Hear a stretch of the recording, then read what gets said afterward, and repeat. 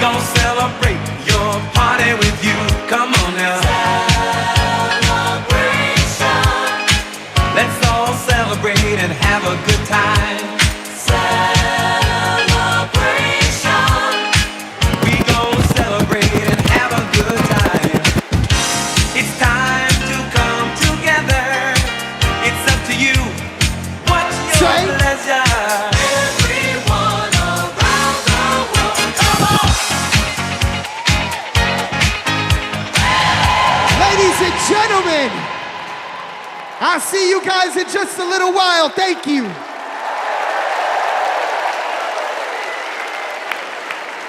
Woo! We've got ourselves a party in here, Chicago. All right, Democrats, we know that a secure future depends on strong global leadership. As Vice President, Kamala Harris has been tested on the world stage. She's faced down threats, stood shoulder to shoulder with our allies, and engaged in the serious work of safeguarding America's security. Please welcome to the stage an Army Ranger, my colleague, Congressman Jason Crow.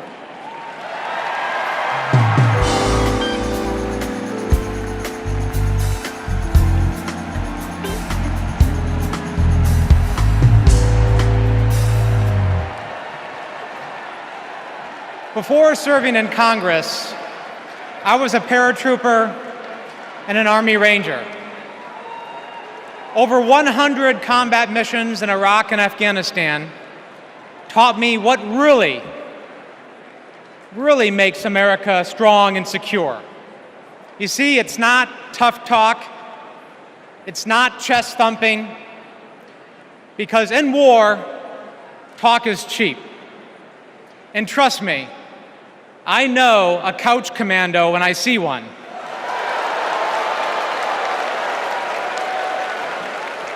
Real strength and security come from our people, from our allies. Donald Trump's Project 2025 would abandon our troops, abandon our veterans, our allies, and our principles.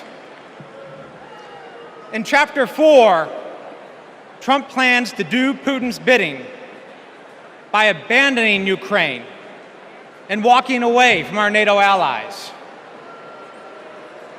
In Chapters 2 and 3, he plans to fire our national security and military professionals and then replace them with MAGA loyalists.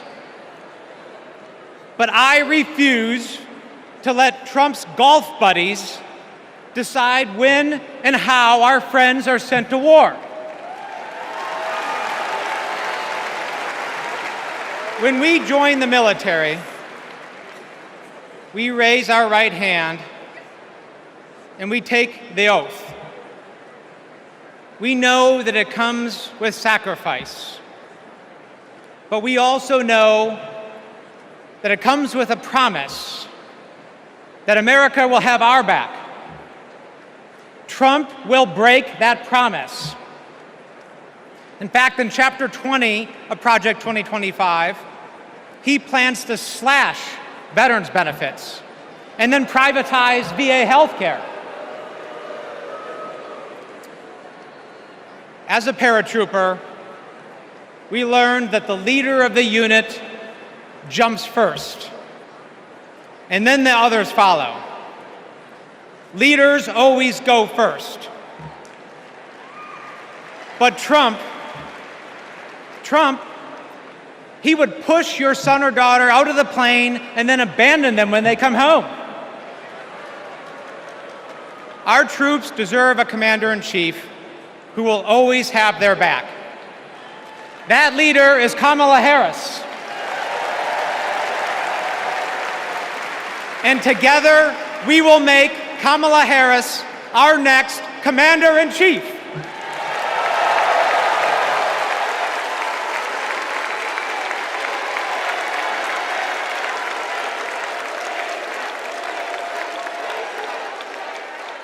President Joe Biden and I, along with our entire country, are grateful, deeply grateful to each and every one of you for your service and for your excellence.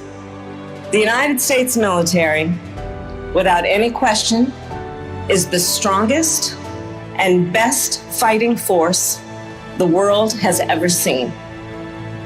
And that is because of you, each one of you. Please welcome Michigan Representative Alyssa Slotkin.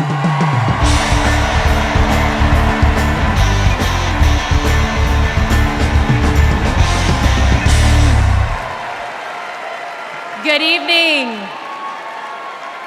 I'm Alyssa Slotkin. I am honored to be your U.S. Senate nominee from the great state of Michigan. Go blue, go green, my peeps from Michigan. My life and service began in New York City on September 11th. As the smoke cleared, I knew my career would be spent protecting the country we all love.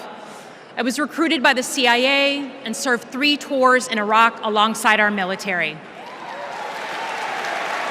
And I worked at the White House under presidents of both parties and as an acting assistant secretary of defense under President Obama. I want to talk tonight about national security because the choice in November is stark. America retreating from the world or leading the world. Trump wants to take us backwards. He admires dictators a lot. He treats our friends as adversaries and our adversaries as friends.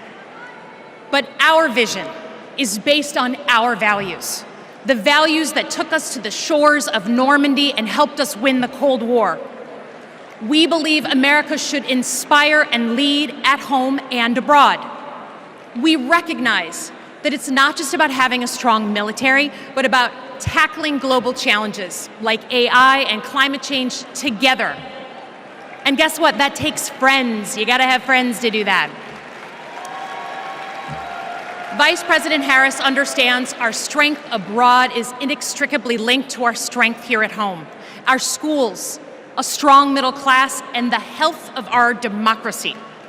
So, for everyone here and everyone watching, I want you to proudly claim your patriotism. You are here because you love your country. Do not give an inch to pretenders who wrap themselves in the flag, but spit in the face of freedoms it represents.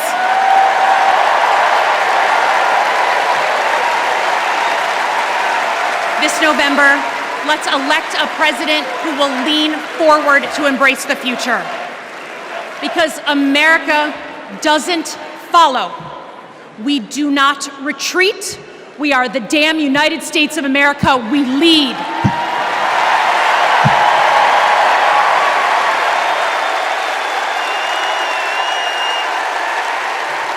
Please welcome New York Representative Pat Ryan.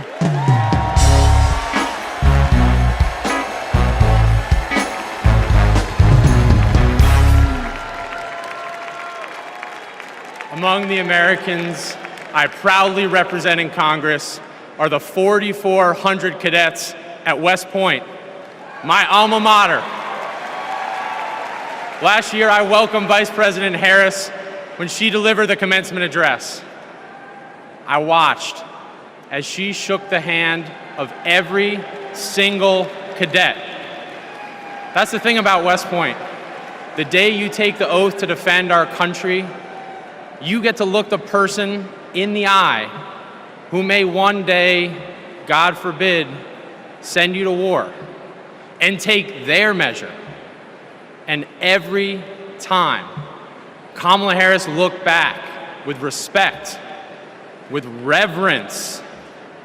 That day, I saw our next Commander-in-Chief.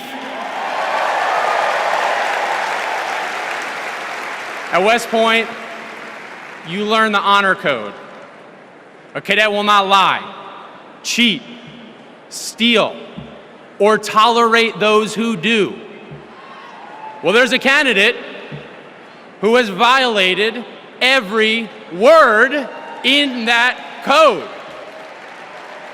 A serial liar, cheater, thief, who looked soldiers in the eye, then turned around and called fallen heroes suckers and losers, who insulted Medal of Honor recipients just last week. I tell you what I think of Donald Trump. They told me I can't say that word on TV. I'm going to use an army term, FUBAR. If you don't know FUBAR, Google it.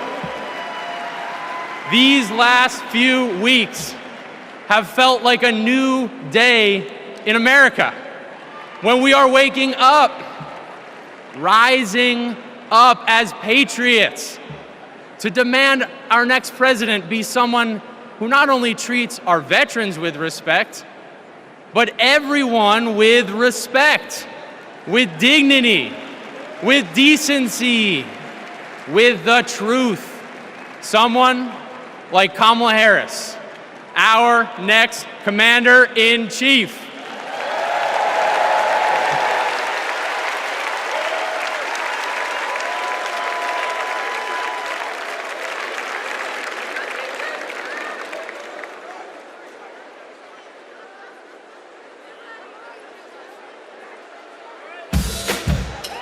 We are not done.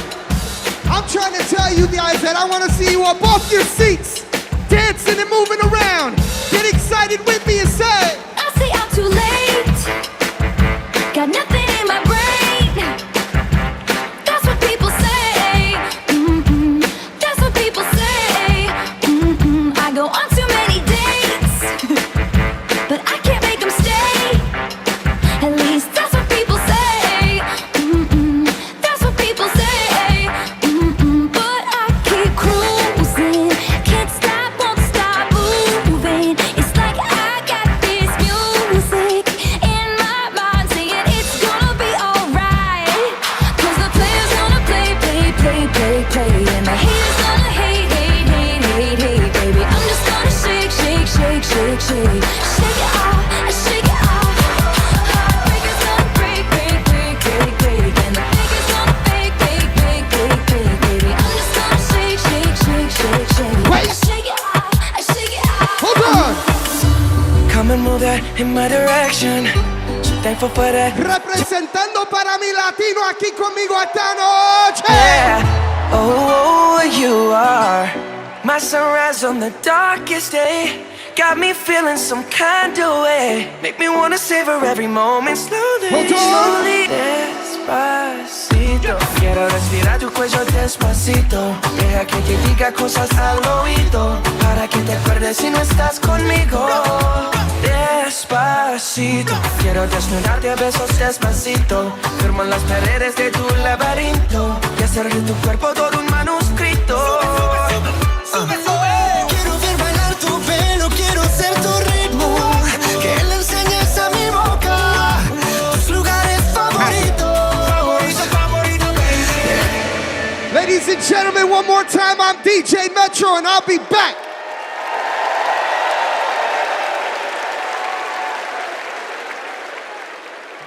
Please welcome the president of the National Action Network, Reverend Al Sharpton.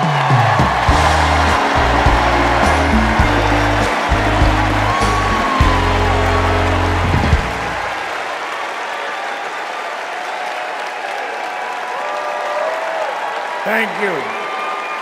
Thank you. Thank you. Good evening. I stand before you as the president of National Action Network. We do not endorse candidates, but we report where candidates stand on criminal justice, economic empowerment, health equity, and other issues. On one side of this race is Donald Trump, a fellow New Yorker I've known for 40 years. Only once in that time did he take a position on racial issues. He spent a small fortune on full-page ads calling for the execution of 5 innocent young teenagers. Well, I'm gonna bring them out in a minute, and you'll hear from them tonight. Because they were not executed, they're here to continue to fight.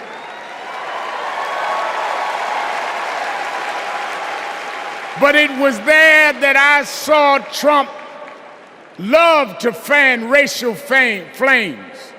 On the other side is a woman that I've walked with in Selma, Alabama to commemorate the 59th anniversary of Bloody Sunday.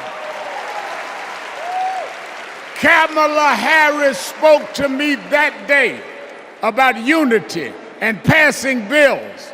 All I ever heard from Donald Trump was how he can get an advantage. I see one candidate who wants to protect the right to vote, while the other has tried to cook up 11,000 votes in Georgia. I see a candidate who, with Joe Biden, brought leaders to the White House to confront violent hatred, running against a man who said neo-Nazis in Charlottesville were fine people. I see a candidate who has sought to reform and uphold the law, and a man who wrongly assumes his mugshot appeals to black Americans. I've worked with Kamala Harris. In every job she's had, she has consistently committed to making government work for those of us who've been disadvantaged. All Donald Trump has been consistent about is making himself richer and sowing division to get that done. This man sat right here in Chicago a few weeks ago, refusing to apologize for claims that migrants were taking black jobs. Well, in November, we're gonna show him when blacks do their job.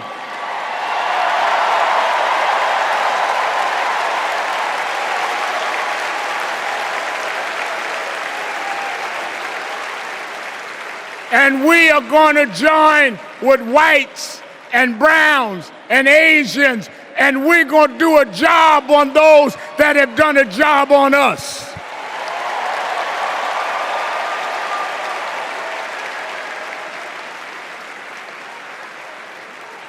Tonight we are going to realize Shirley Chisholm's dream.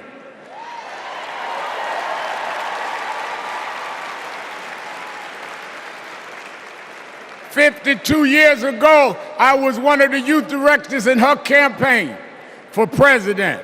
And 52 years after she was told to sit down, I know she's watching us tonight as a black woman stands up to accept the nomination for President of the United States."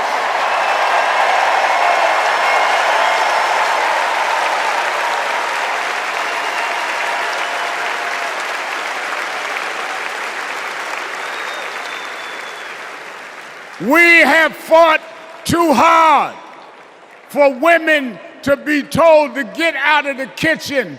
We are now on our way to the Oval Office. We won't go back.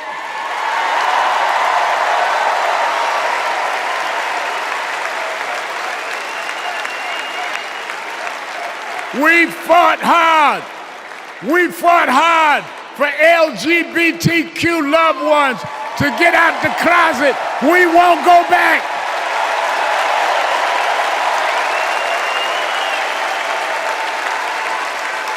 We fought hard for the right to choose, the right to education. We suffered and died and bled, went to jail to get the right to vote. We won't go back.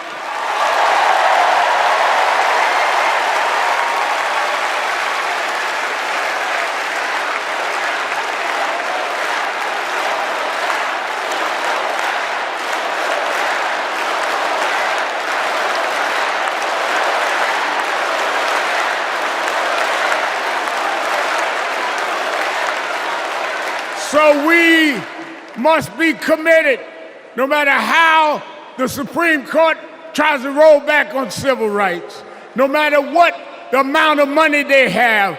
We are here because others fought and suffered for us, and we vowed tonight we won't go back.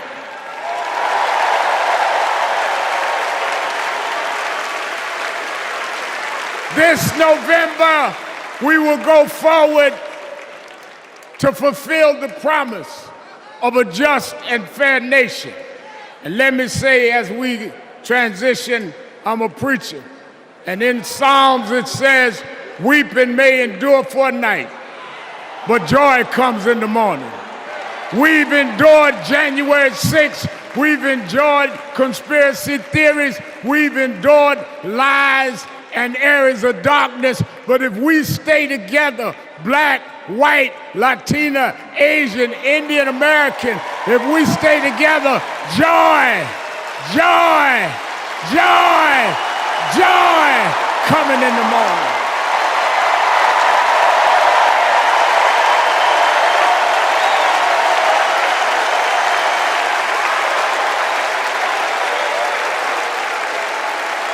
I want to now, since I was a teenager, I was mentored by Reverend Jesse Jackson. And Reverend Jackson taught us to fight for what's right. And now I want to bring out some young men that I fought for. I referred to them then.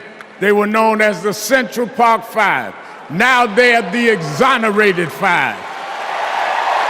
Raymond Santana, Kevin Richardson, Yusef Salaam, Corey Weiss, the Exonerated Five.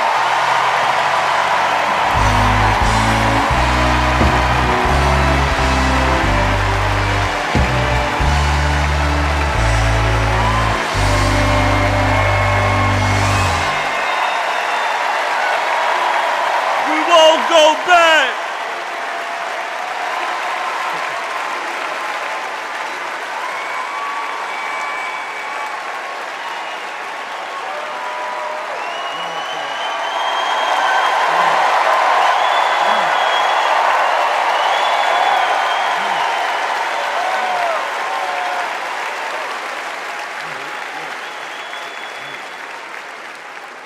Good evening, people.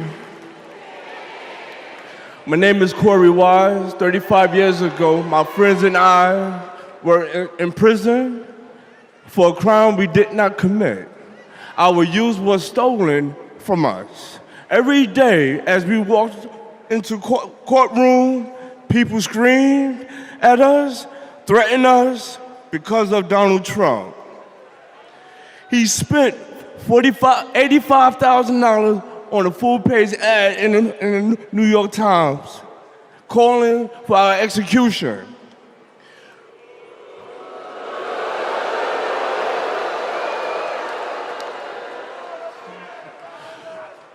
We were innocent kids, but we served a total of 41 years in prison. Reverend Al Sharpton stood with us. Now, I'm proud to stand with him today.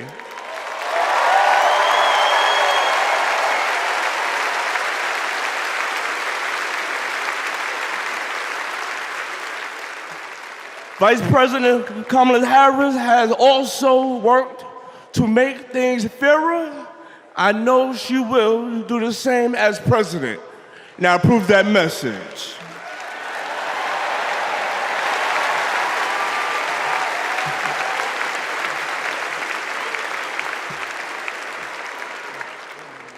I love these guys. These are my brothers.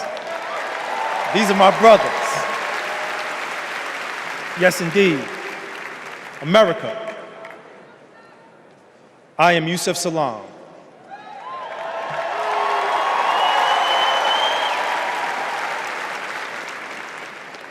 A New York City councilman representing my hometown of Harlem. That's right.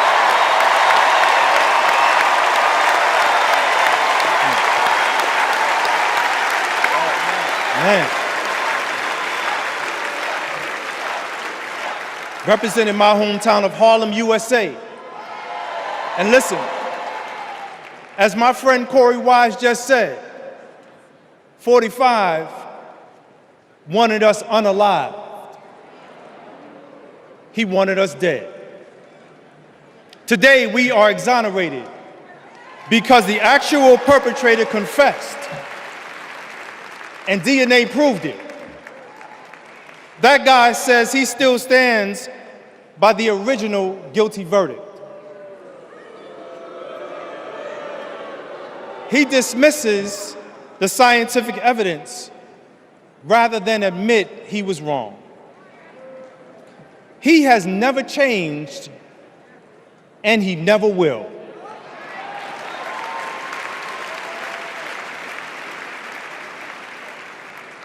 That man thinks that hate is the animating force in America. It is not. We have the constitutional right to vote. In fact, it is a human right. So let us use it. I want you to walk with us. I want you to march with us. I want you to vote with us.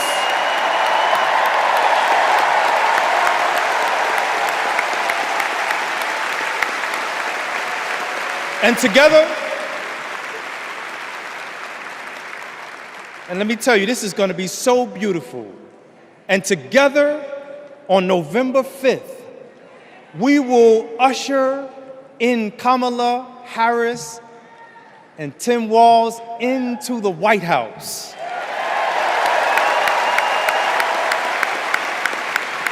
So I want to do this. When I say one day, I want you to say, see us. When they, see us. When they, see us. When they see us, America will finally say goodbye to that hateful man.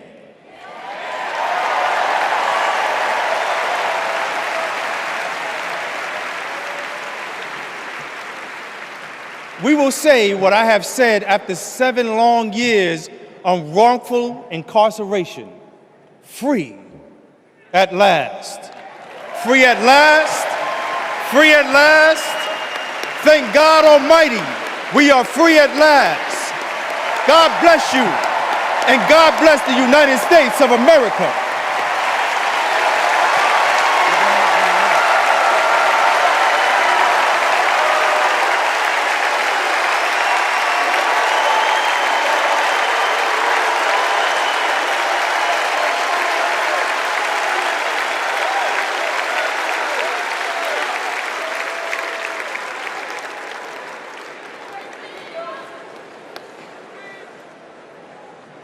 Wow.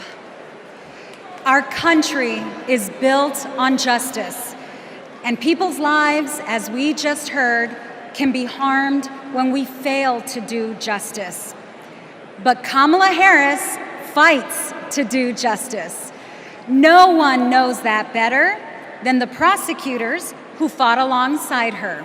These are their stories.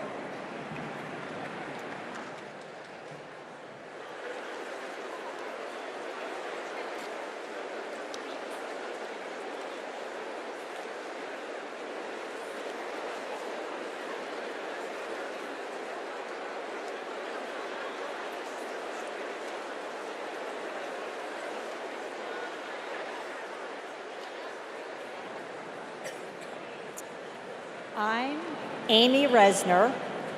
I was a colleague in the courtroom when my friend Kamala tried one of her first cases and made the prosecutor's promise for the people. For Kamala, practicing law was always about protecting the vulnerable and giving the victims a voice. Women who were sexually assaulted, children who were mistreated and sexually abused. She helped them navigate their nightmares and demand justice for their injuries. And she did it all with grit and grace, intelligence and heart. She was a remarkable prosecutor, and she will be a remarkable president. Survivors of sexual assault struggle to be heard over the cacophony of voices demeaning, discrediting, and vilifying them. When powerful offenders are allowed to manipulate public opinion by attacking their victims' credibility, all victims suffer. Those words are from the 2021 amicus brief filed by RAINN, the nation's largest anti-sexual violence organization, in the case of E. Jean Carroll versus Donald J. Trump. As a legislator and lifelong advocate against sexual violence, I urge all of us to stand together to support survivors, believe them, and hold perpetrators accountable.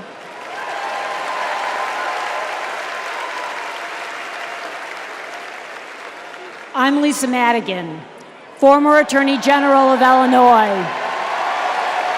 I worked with Kamala Harris during the Great Recession to protect homeowners from foreclosure. As Attorney General of California, Kamala met thousands of people on the verge of losing their homes and their faith in the American dream. She demanded big banks provide mortgage relief to allow families to stay in their homes. She stood her ground, and together, we prevailed. For as long as I have known her, Kamala Harris has always taken principled positions and never wavered. Thanks to Kamala's determination, countless Americans have a home they can call their own.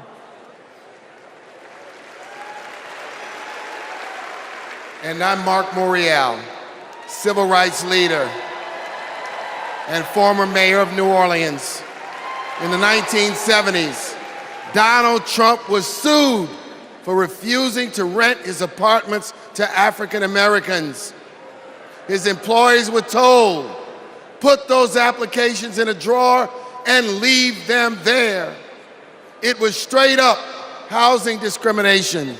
It was racism, and civil rights advocacy put an end to it.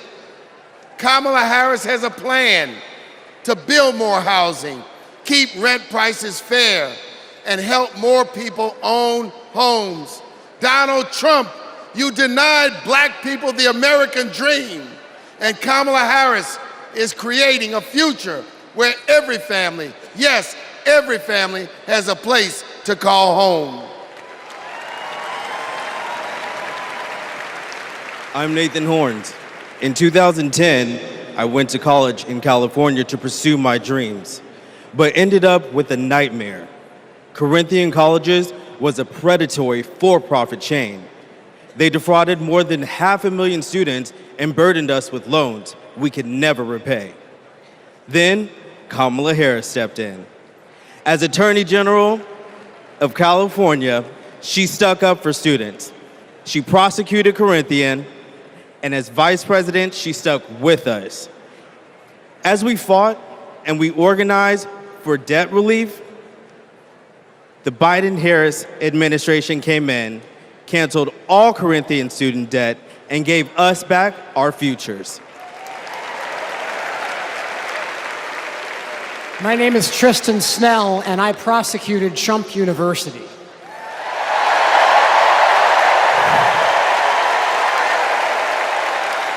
I interviewed over 100 victims of Trump's fraud, a retired police sergeant, an Iraq veteran with PTSD, a mother caring for her son with special needs. They trusted Trump. They believed that he would teach them his secrets and make their American dreams come true. But all they got was credit card debt and a fake diploma. Some lost their life savings, some lost their homes.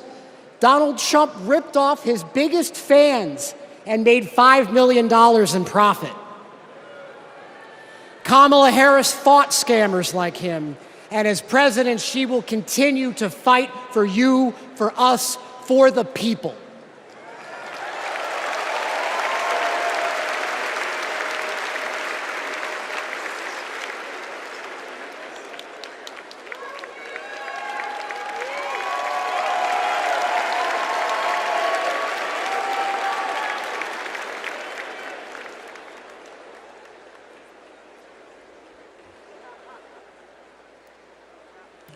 Please welcome Massachusetts Governor Maura Healey.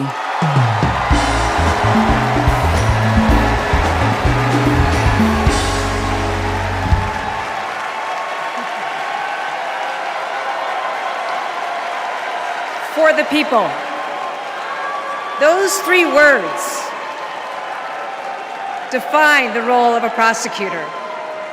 To serve not only our clients in the courtroom, but our community and our country. To give people a sense of security and safeguard the principles that hold our nation together. To stand up to abusers and bullies, and stand up for the voiceless and the vulnerable. In other words, exactly what Kamala Harris has done her whole life. When she was DA, mothers of children who'd been murdered, whose cases had gone cold, would come to her office saying, "I'll only speak to Kamala," because they knew she would listen, because they knew she would help them find justice. And she did. That's the Kamala Harris I know. A few weeks ago in Massachusetts, I watched a little girl meet the vice president. Her eyes were so wide, as open as the future. Kamala asked her about the summer, her basketball camp, and what position she likes to play. The little girl said to her, "Anything but defense." Kamala put her hand on her shoulder and replied, "Me too. I love offense." That's what it means to be for the people. Kamala Harris fights for all Americans. She stays on offense and she wins. And I know that she'll fight with the same passion, the same determination as President of the United States. I can't wait to see her prosecute the case against Donald Trump on the debate stage in September. We face a stark choice in this election: a felon and con man, or a dedicated prosecutor. The contrast between Donald Trump and Kamala Harris is clear. He obstructs justice. She upholds it. He swindles people. She serves them. He thinks he's above the law. She actually understands the law.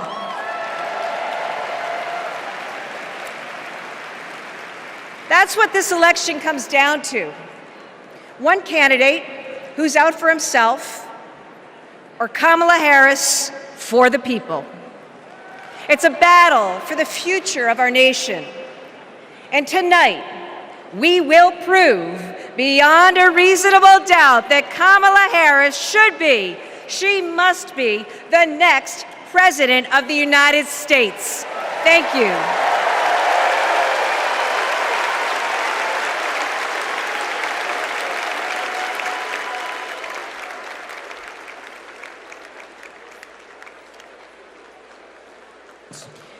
Please welcome survivor and advocate Courtney Baldwin.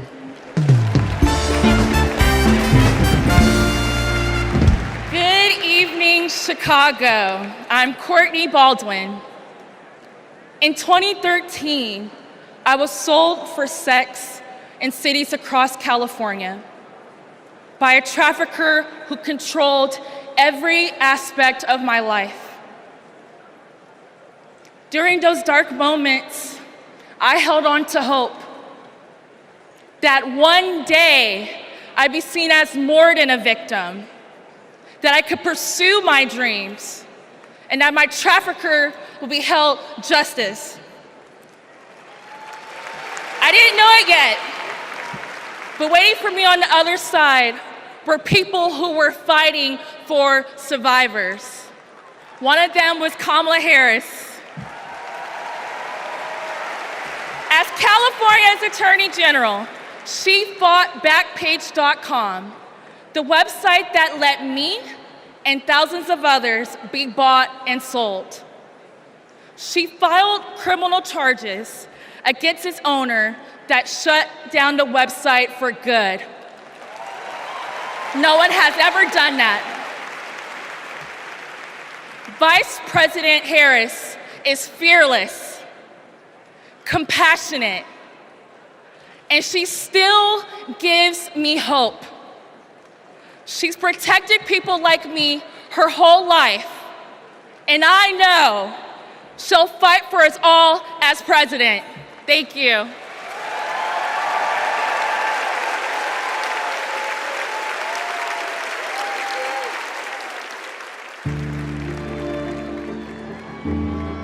We have to wake up at 2 a.m. in the morning. It's the only way to beat the Phoenix heat. It's just like opening an oven.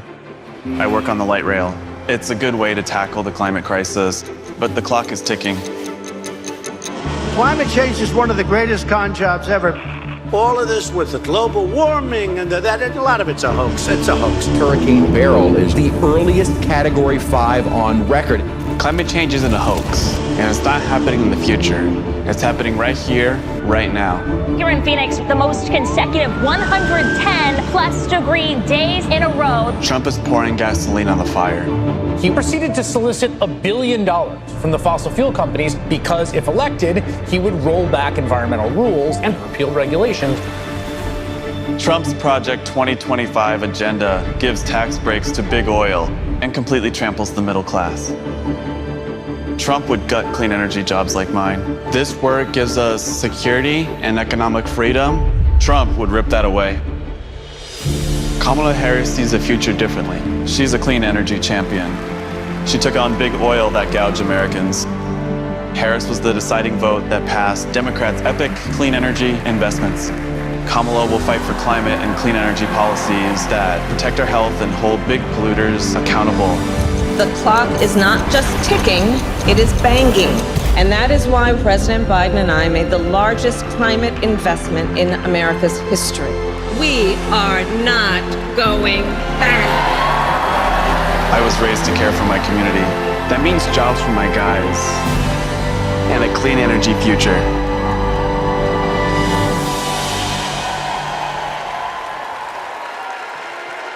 Please welcome former New Mexico Representative Deb Haaland.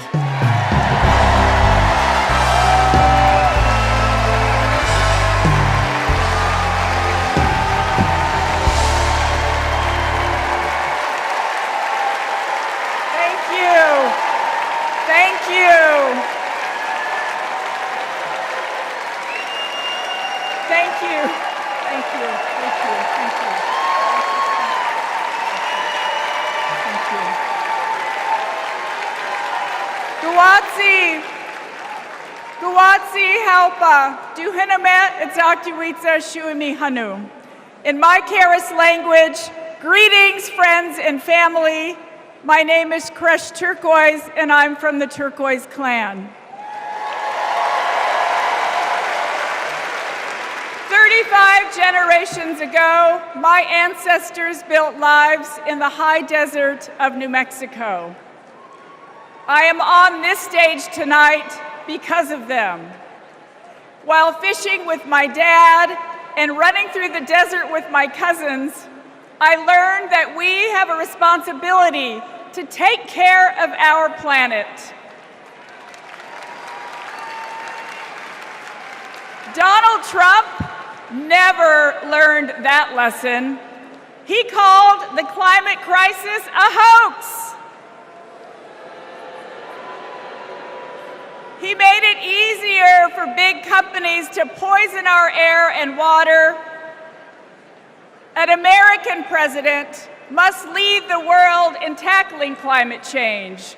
We need a president who understands that assignment. That's Kamala Harris.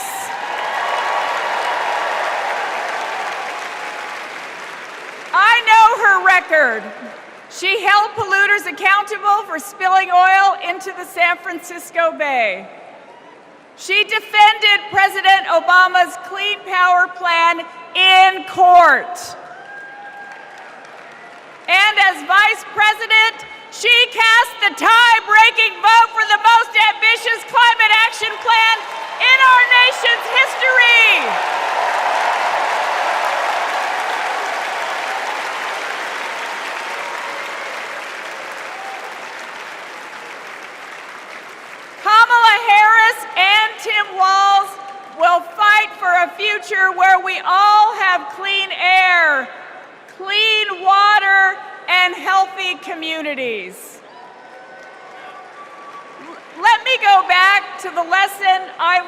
in the desert Southwest. We all have a role in protecting our Earth for future generations. So let's all be fierce and let's make Kamala Harris the next President of the United States. Thank you all so much. Thank you. Thank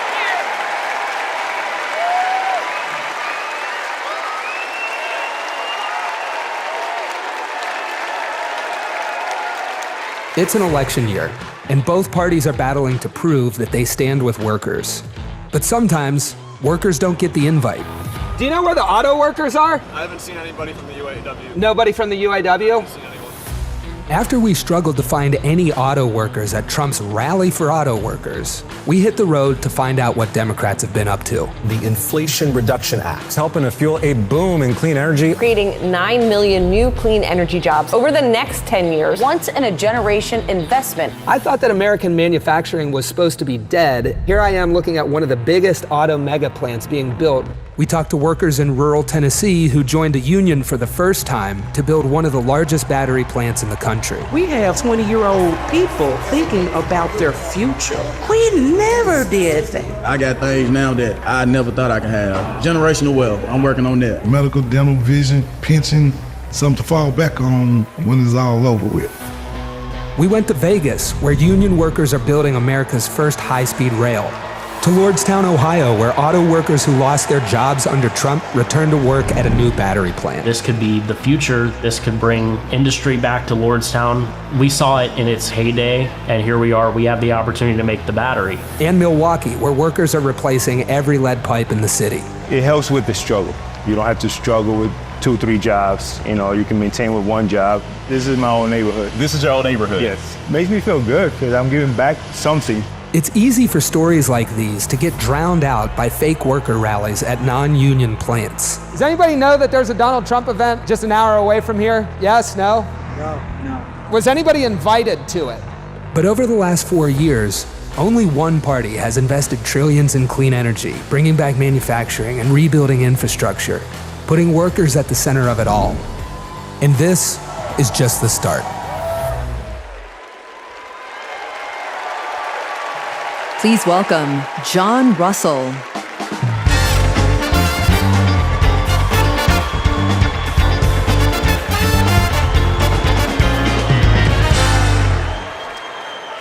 Hello, America. Thank you to the workers that make this convention happen. Let's never forget how essential all of our labor is. I come from Appalachia. We kept the lights on in this country for generations. But the wealth made by our broken backs and our black lungs never did trickle down. And Washington listened to rich men demanding that we stick with dirty energy at any cost. Across the country, working class people are looking for a political home after years of both parties putting profit above people. Now, Trump, a billionaire, says that he'll take on the elites, but then he promises handouts to big oil, and he punches down at anyone with the guts to be different. But populism that insists we are too different to get along, is just divide and conquer by a different name. There's another sort of populism with roots in this party that we in West Virginia know well. They called us rednecks back in the 1920s because striking workers from all different races wore red bandanas around their necks as they fought and died for respect and a living wage. Their fight yesterday is our fight right now, right now. It is our choice to build on this progress and to create a political home for the mass of working Americans fighting for control over their government, their workplaces, and their planet. And it is our moment to live up to. Let's get after it. Thank you very much.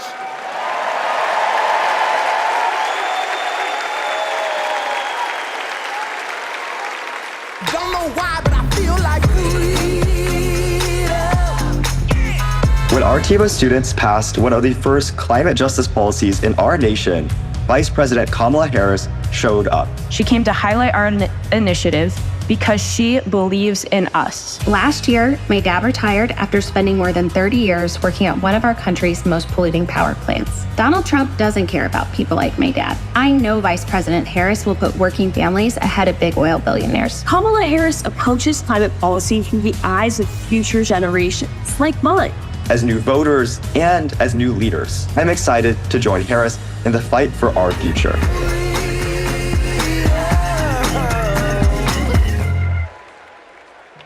Please welcome Florida Representative Maxwell Frost.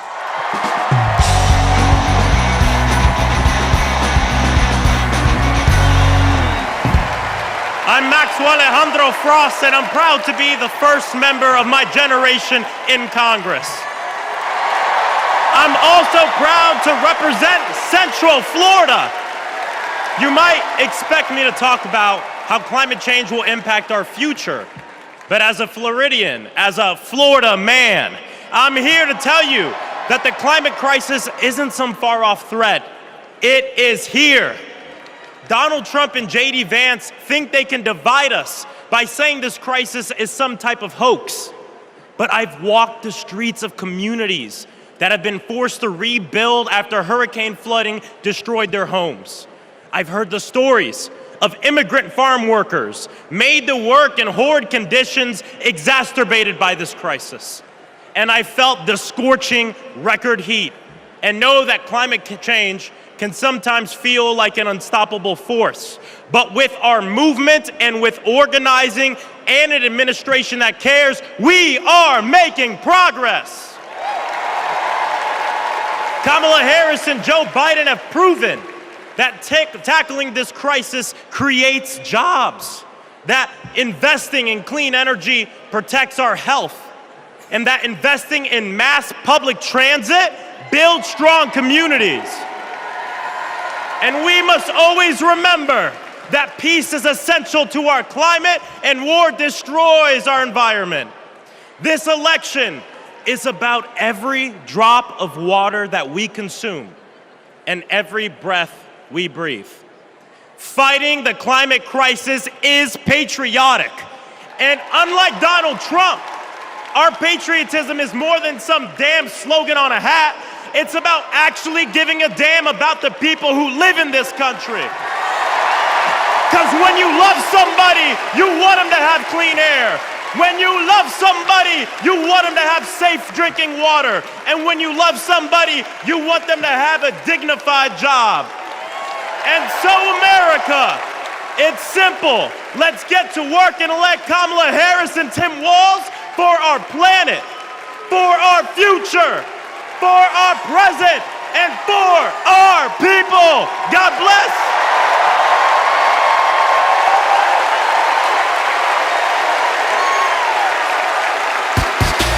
Ladies and gentlemen, if y'all are ready to send Madam Vice President and keep her in the White House, let me hear you make some noise! All I do is win, no matter what. Got money in my mind, I can never get enough. And every time I hit the building, everybody's hands go. Let me see. And they stay there, and they stay yeah, and they stay there, and they stay yeah, and they stay there. And they stay there, and they stay there, and they. I want to hear you nice and loud, Chicago. Are there any union workers here today? Make some noise. Are there any teachers in this building? Make some noise. Now everybody hands up.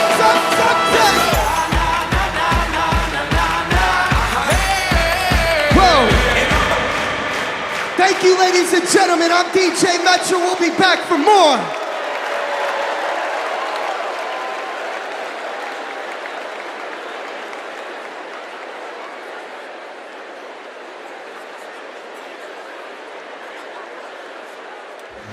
What's up, everybody? Stephen Curry here. I know you all know I played for the Golden State Warriors, but man, what a great honor it was to represent Team USA and go out there and win that gold medal at the Olympics this summer. And that unity on and off the court reminded us all that together we can do all things and continue to inspire the world. That's why I believe that Kamala, as president, could bring that unity back and continue to move our country forward. This is about preserving hope and belief in our country, making sure families can be taken care of during their most precious times. I got to visit Kamala with my team in the White House last year, and I can tell you one thing I knew then and I definitely know now. The Oval Office suits her well. So in the words of Michelle Obama, do something. Go vote. Be active. Let's show out in November like never before. It's been an honor for me to represent our country. It's an honor to support Kamala. So let's all do our part. God bless. Please welcome Democratic nominee for U.S. Congress in Alabama, Shamari Figures.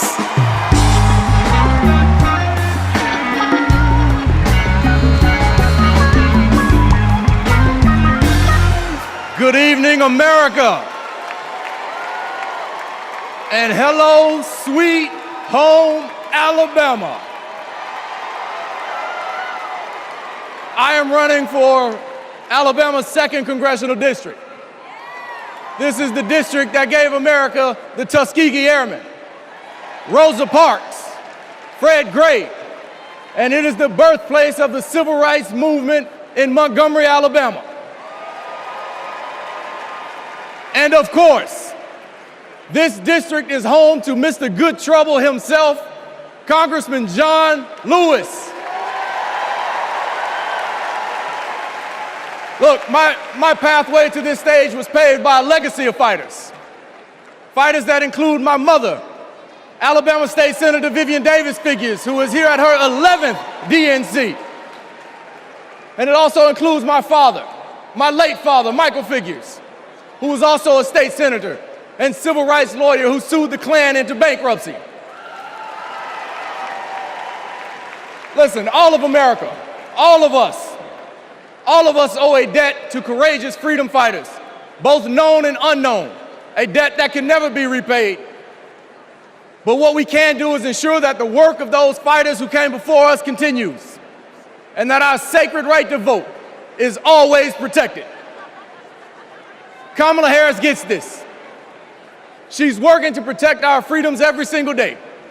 And that's why she will sign into law the John Robert Lewis Voting Rights Act once it is introduced again by Congresswoman Terry Sewell.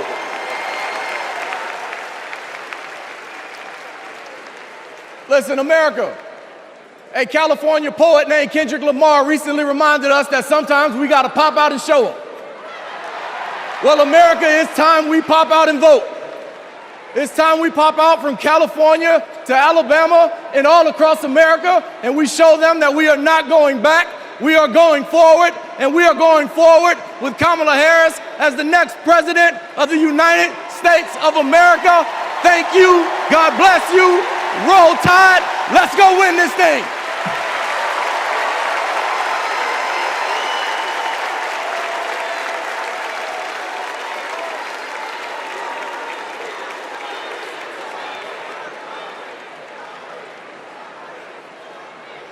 As I close out my segment tonight, I gotta send a quick message. Madrecita querida, I love you. Kamala Harris and Tim Walz understand what everyday Americans are going through because unlike Donald Trump, they actually grew up in families where every dollar mattered, where everything was earned and nothing was handed to them. Our next speaker knows something about that too. Please welcome my dear friend, our fellow Texan, our next senator, Representative Colin Allred.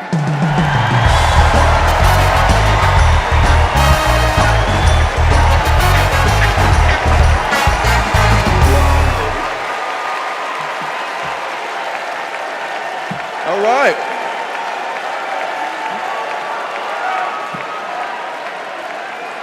everybody. I'm Colin Allred, a congressman from Dallas, dad to 2 perfect little boys. And this November, I'm going to beat Ted Cruz.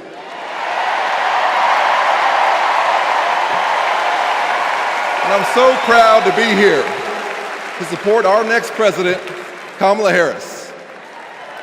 You know, like Kamala, I was raised by a single mom. Mom was a public school teacher who often worked 2 jobs to make ends meet. So when we talk about lowering costs, I think about the times when we went to the grocery store when I was growing up and swiped the debit card and said a little prayer. But my mom and my community in Texas gave me a chance to chase my version of the American dream. I played football at Baylor and in the NFL before becoming a civil rights lawyer and representing my hometown in Congress. Now I'm the guy who's going to turn Texas's Senate seat blue.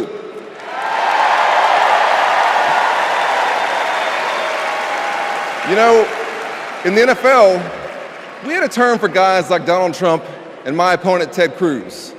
Me guys. You know the type. Talk a big game, only care about themselves, but you don't want to be stuck with them at a barbecue. The truth is, America has never been about me. As President Obama said, the single most powerful word in our democracy is the word we. We the people. We shall overcome. Yes, we can. And we've got a message for the me guys. We is more powerful than me. We will protect and restore reproductive freedom. We will secure the border. We'll protect Medicare and Social Security. And we'll turn the page and write a new chapter for this country and elect Kamala Harris to be the next president and beat Ted Cruz. Thank you all so much. God bless you, and may God bless Texas.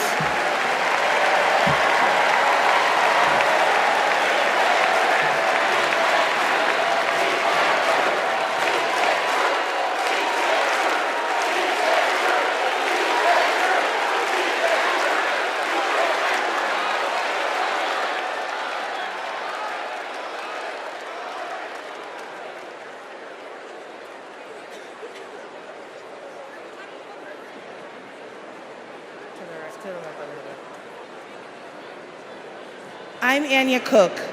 This is my husband, Derek, and our daughter, Anaya. 2 years ago, a miscarriage nearly killed me. At 16 weeks, my doctors told me to prepare for a stillbirth. I needed care. But my state's abortion restrictions kept it from me. I miscarried in a bathroom. I'll never forget my husband's face as he tried to stop the bleeding, trying to do what doctors should have been doing. When I reached the hospital, I'd lost nearly half the blood in my body. I can't change the past, but we can choose a different future.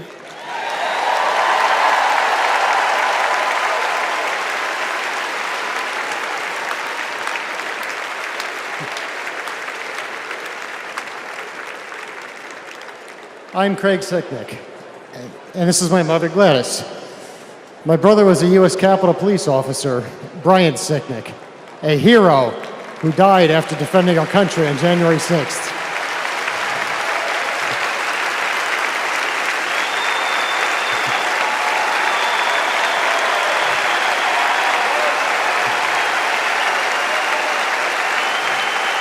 My family knows how dangerous Trump is. He incited the crowd while my brother and his fellow officers were putting their lives at risk. We need a real leader, not an autocrat who is stuck in the past. Brian, we miss you every day.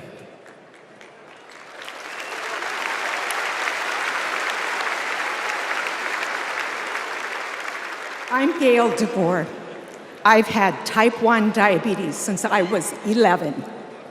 Stressing about insulin cost has been a constant in my life.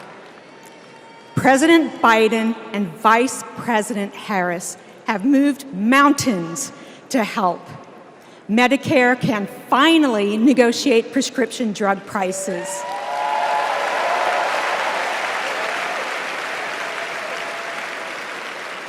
Insulin is capped at $35 for Medicare recipients. And when elected, Kamala Harris plans to extend that cap to the rest of us.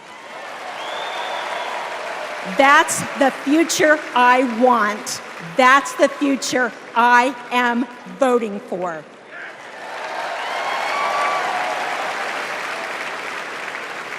I'm Wani Romero, owner and CEO of Mothership Coffee in Las Vegas. I put in work to build my business. When COVID hit, this administration's support kept us moving. I hired staff and we grew. We've more than doubled in size since the pandemic, and it's just not us. Over the last 4 years, 19 million new business applications have been filed. Like Trump, I grew up in Queens, but unlike him, I built my business with grit. That's my story. That's the American story. Let's turn the page on Trump.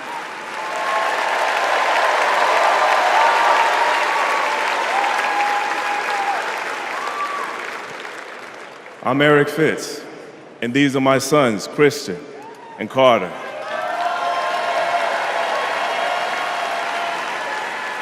I always try to set an example for my boys, to teach them compassion, accountability, and resilience.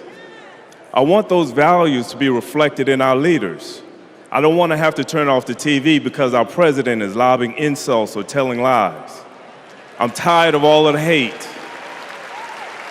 It's time to move forward, together, and build a country our kids can be proud of.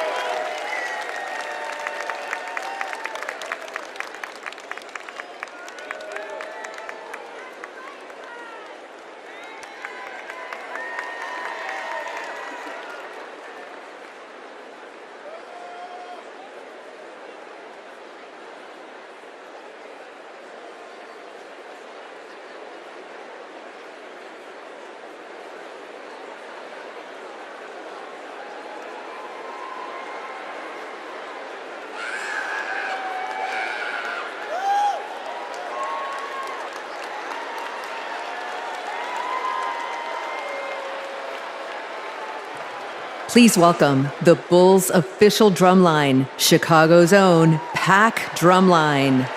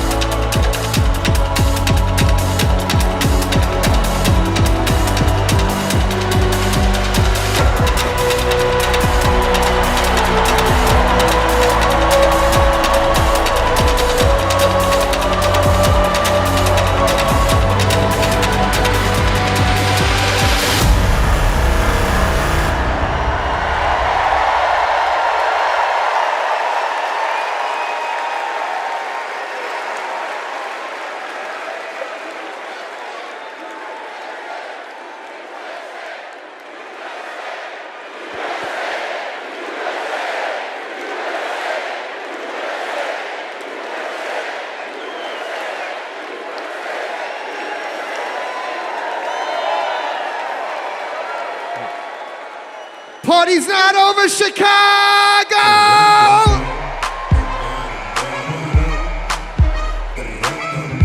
What I want to see is those flags and those hands up in the air. Help me sing it out nice and loud. Y'all ready to get down and party with me one time? DNC say. 369, damn, that's fine. Say it to me one more time and go. Get low, get low, get low, get low, get low, get low. To the window, to the wall, to the wall. To the sweat drop down my body. Wow. Okay.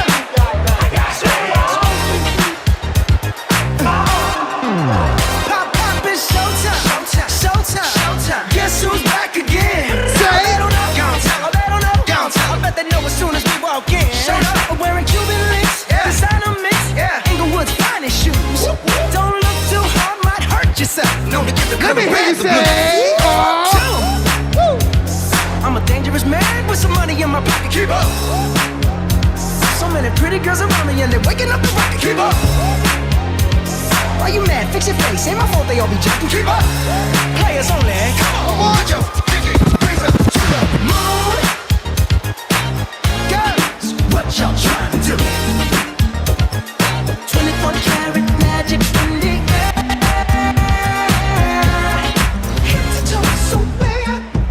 Look out, look out, look out. This ain't Texas, ain't no hold'em. So lay your cards down, down, down, down. Say. Lock your Lexus, and throw your keys up. Stick around, round, round, round, round. Nice and loud. And I'll be damned if I can't slow dance with you. Come pour some sugar on me, honey, too. It's a real live boogie and a real live hold down. Don't be a, come take it to the floor now. Woo! There's a tornado in my city. At the basement. That ain't pretty. Rugged whiskey. We're surviving. A breakup kisses, sweet redemption, passing time, yeah. Ooh, one step to the right. We headed to the dive bar we always thought was nice. Ooh, run me to the left. Spin me in the middle, boy, I can't read your mind. This ain't Texas, ain't no hold'em. So lay your cards down, down, down, down. So pop your Lexus, throw your keys up. Stick around, round, round, round, round. One more time, nice and loud. And I'll be damned if I can't slow dance with you. Come pour some sugar on me, honey, too. It's a real live boogie and a real live hold down. Don't be a, take it to the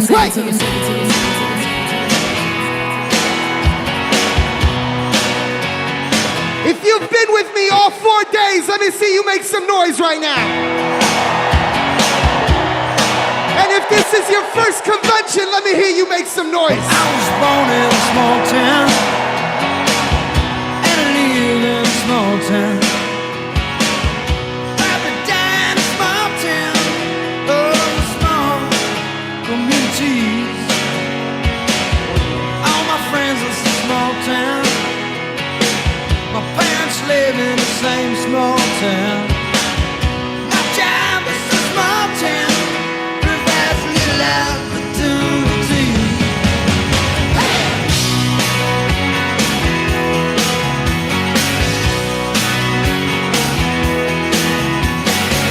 Educated in a small town, taught to fear Jesus in a small town. Used to daydream in that small town, another boring romantic, that's me. But I've seen it all in a small town. Had myself a ball in a small town. Met an LA dollar, brought her to this small town. That small town, just like me. Hold on inside. No, I cannot forget from where it is that I come from. I cannot forget the people who love me. Yeah, I can be myself here in this small town, and people let me be just what I want to be.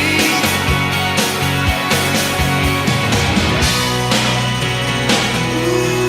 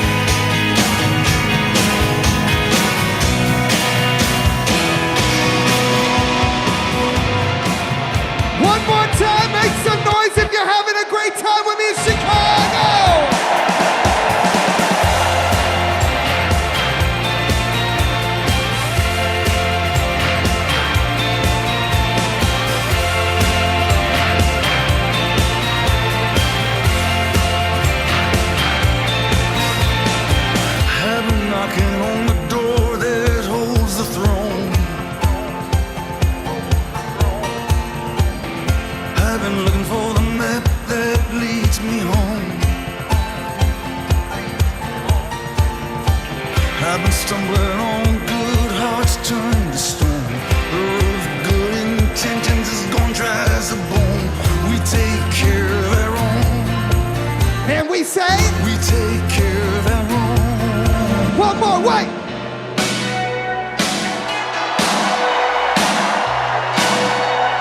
Cause if you're proud of your country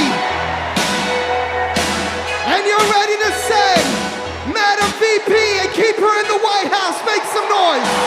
Born down in a dead man's town, the first kick that took us when I hit the ground. End up like a dog that's been beat too much, till you spend half your life just to cover it up now. Born in the USA. Sing it. In the USA. Loud. Born in the USA. Born in the USA now. Got in a little hometown jam, so they put a rifle in my hands. Sent me off to a foreign land to go and kill the yellow man. Born in the USA. I was born in the USA. Born in the USA. Born in the USA. Come back home to the refinery. How a man said, son, I feel what's up to me. Went down to see my VA man. He said, son, don't you understand now?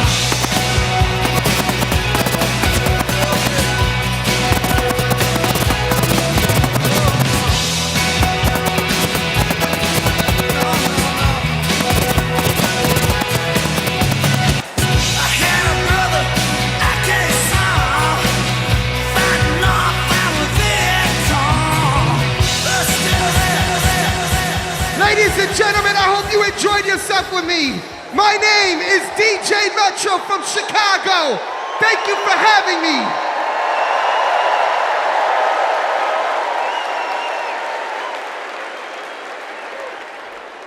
Here we go.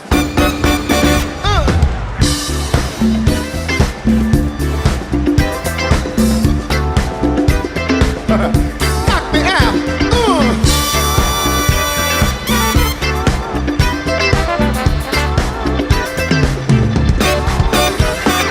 Superhighway, coast to coast, easy to get anywhere. On the transcontinental overload, to slap behind the wheel. How does it feel? There's no destination. Too far, and somewhere on the way, you might find out who you are. Living in America, eye to eye, station to station. Living in America, hand in hand, across the nation. Living in America, I got to have a celebration. Rock my soul, yeah, yeah. Come on, smoke that, fat back, many miles of railroad track. All night, the radio keep on running through your rock and roll soul. All night diners keep you awake on black coffee and a hard roll. I like to walk but everybody's working overtime. Living in America, eye to eye, station to station.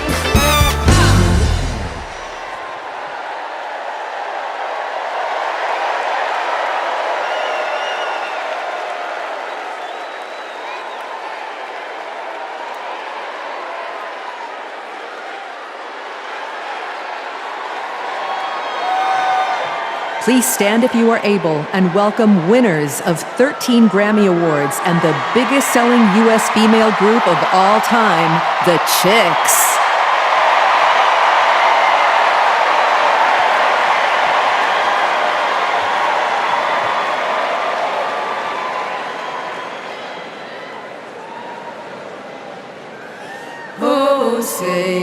Can you see by the dawn's early light what so proudly we hailed at the twilight's last gleaming, whose broad stripes and bright stars through the perilous fight o'er the ramparts we watched were so gallantly streaming, and the rocket's red glare, the bombs bursting in air, gave proof through the night that our flag was still there. Oh, say does that star-spangled banner yet wave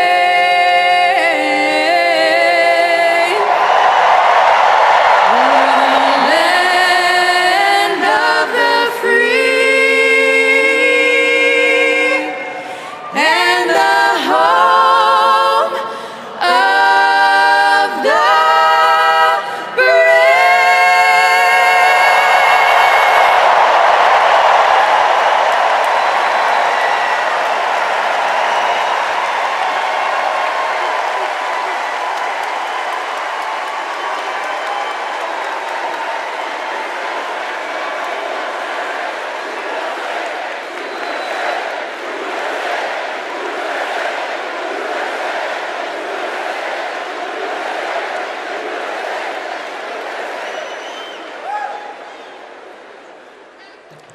Please welcome Kerry Washington. Welcome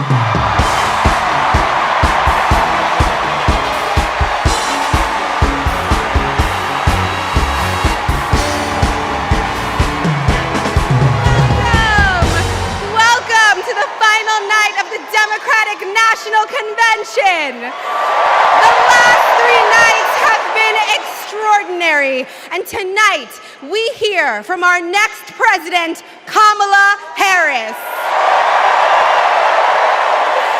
Now, as I stand here, I know that there are folks on social media already saying, go back to your TV show, shut up and act. But I am not here tonight as an actor. I am here as a mother, as a daughter, as a proud union member. I am here as the granddaughter of immigrants, as a black woman descended from enslaved people. I am here tonight because I am an American and because I am a voter and because we, the people, are stronger when all our voices are heard.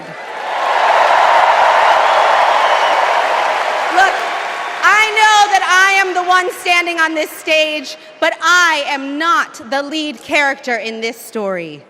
You are. All of you. You are the messengers. You are the fixers. Dare I say it, you are the Olivia Popes. You are the superheroes saving this democracy. It is you, not me, who have the greatest power to convince your loved ones to vote. So, just like Michelle Obama told us, let's do something. Let's make a video. Everybody take out your phones. Everybody take out your phones. We're gonna make a moment. Can somebody bring me my phone? I want to capture this historic moment and share it with the people that we love. Oh, hi! What'd you do? Come on over here.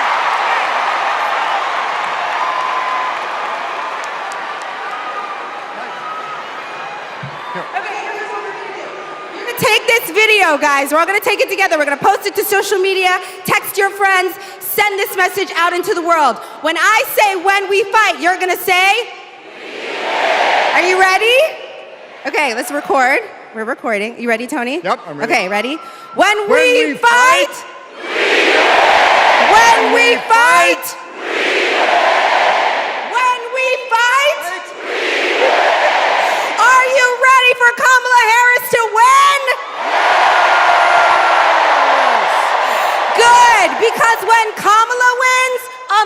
America wins. We did it! We did it, Joe. Thank you, Tony. I don't get to stay? No, you gotta go. Bye, everybody. Tony Goldwyn, ladies and gentlemen. Okay, so listen. It's come to my attention that there are some folks who struggle or pretend to struggle with the proper pronunciation of our future president's name. So, hear me out. Confusion is understandable. Disrespect is not. So tonight, we are going to help everyone get it right. Here to help me are some very special guests.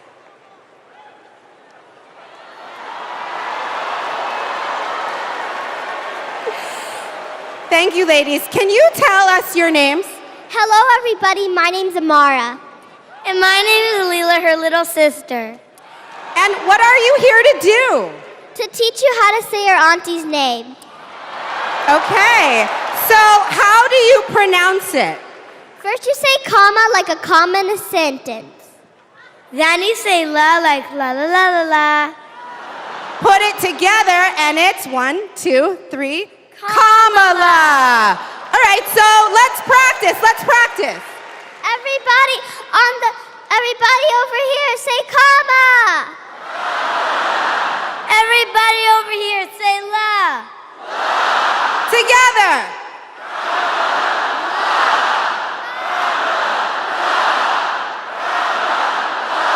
For president.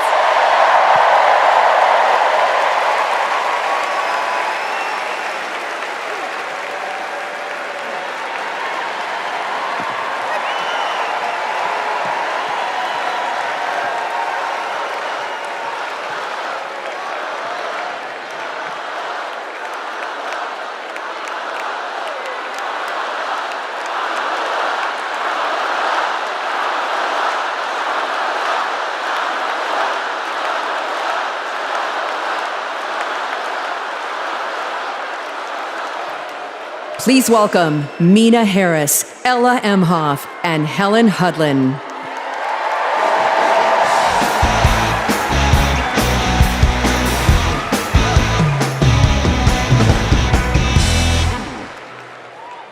Hi, I'm Mina. I'm Ella. And I'm Helena. I grew up in Oakland, California, in a house full of extraordinary women. My mom, my grandma, and my auntie, who showed me the meaning of service, helping her sister, a 17-year-old single mom, fighting for justice for the American people, and still cooking Sunday family dinner. She guided me, now she's guiding my own children, and I know she'll guide our country forward. Kamala came into my life when I was 14, famously a very easy time for a teenager. Like a lot of young people, I didn't always understand what I was feeling, but no matter what, Kamala was there for me. She was patient, caring, and always took me seriously. She's never stopped listening to me, and she's not going to stop listening to all of us.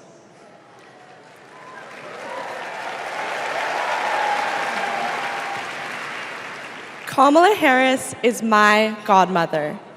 To me, her advice means everything. Whether it's pursuing my passions, making an impact, or finding hope when the world doesn't feel so hopeful. She taught me that making a difference means giving your whole heart and taking action. She's fighting for economic opportunity, LGBTQ+ equality, and reproductive freedom, because we are not going back.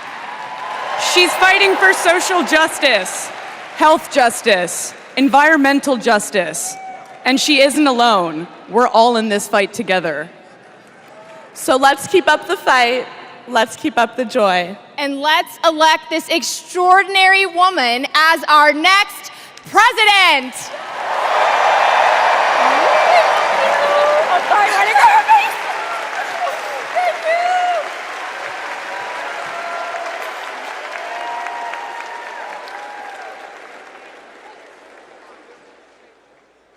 Please welcome actor and comedian D.L. Hughley.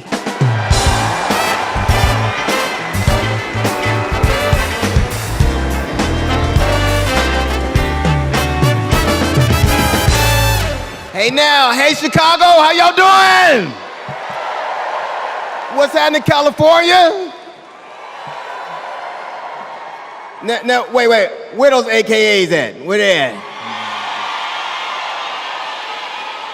You know what? In 3 months, ain't gonna be no living with y'all.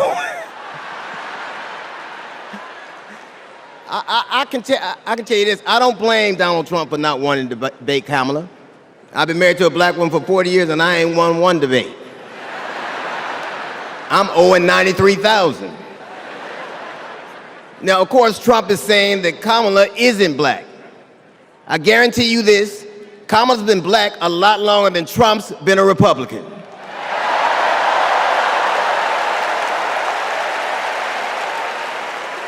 And if he keeps sliding in the polls the way he is, the only way he can keep Kamala out of the White House is if he buys it and refuses to rent it to her.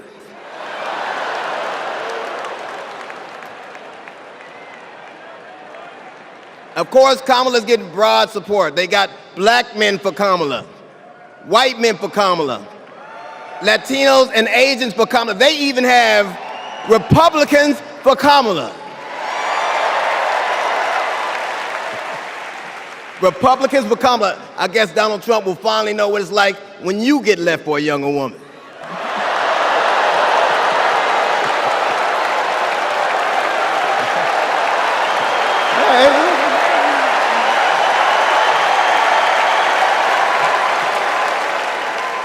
But seriously, Kamala knows the truth about the American dream, that hard work is not enough. Hard work alone is not enough to succeed. That you need access and information and opportunity. And she knows that some folks are often denied those very things. As president, she will give each and every one of us a fair shot in life. But I have to admit, I didn't always believe that. I mean, if you told me the 15-year-old me would be on stage supporting a prosecutor and a teacher,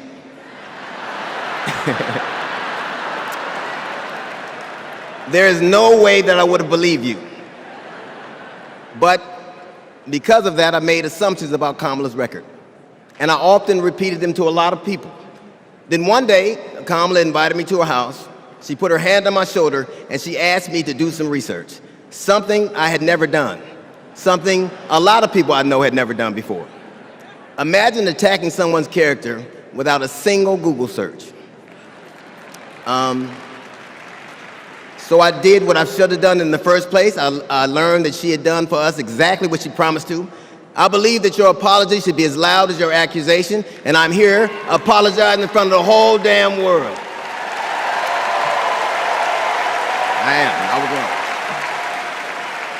I was wrong, and I'm so very glad I was wrong because Kamala, you give me hope for the future, a future where my grandchildren, Nola and Stevie, had the freedom to control their own bodies, where they have the opportunity to go as far as their wits and their talents would take them.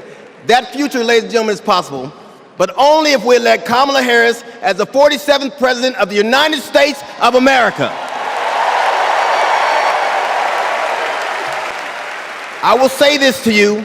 The best piece of advice I've ever gotten in my entire life is you don't have to know what you will do, just know what you won't. And we won't go back.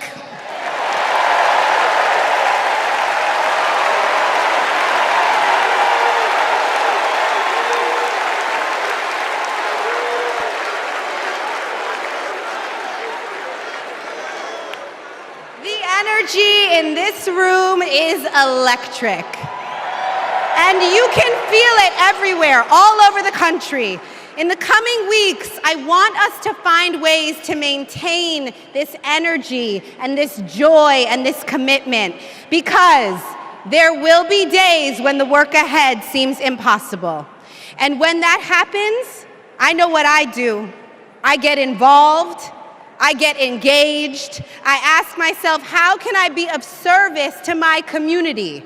Because community is why we do this, am I right? Yes, We do this for our children, for our parents, for our teachers and care workers who treat our loved ones like their own. We do this for working families who make this country thrive. We do this for the planet and for each other. We do this for justice and for peace and for democracy. And as we are about to hear, we do this for the safety of our communities.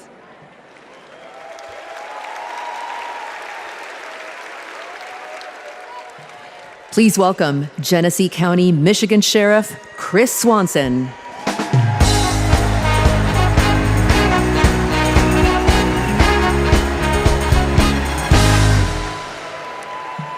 My job is to protect people, all people.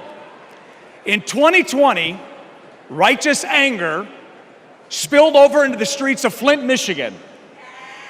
One bad decision from either side, and there would have been bloodshed. But that didn't happen.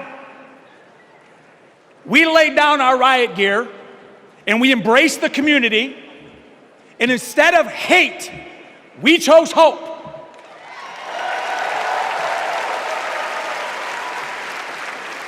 On January 6th, the opposite occurred. That day was paved with division, deceit, and denigration. Police officers were attacked that day. It could have been stopped.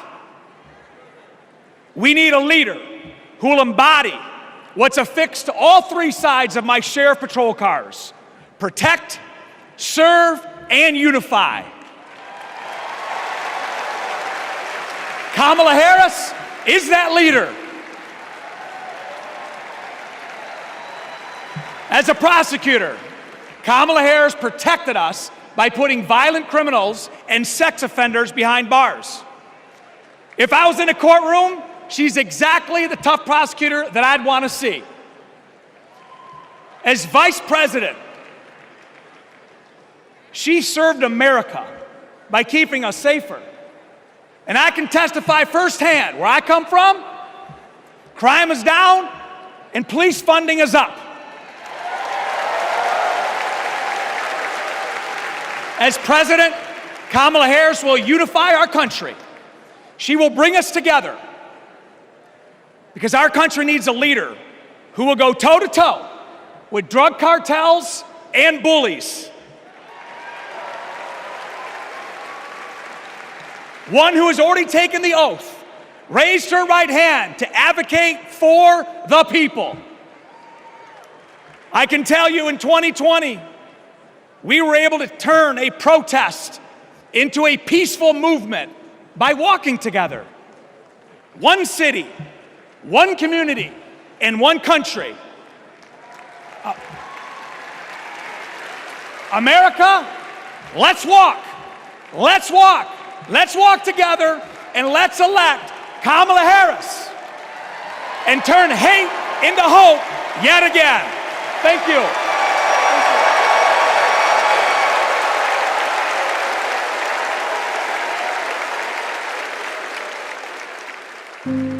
We were contemplating adopting, and then out of nowhere, I got pregnant. Jordan was so much fun as a child. When all of a sudden, 3 of those rounds he aimed at Jordan. Jordan didn't deserve to die that way.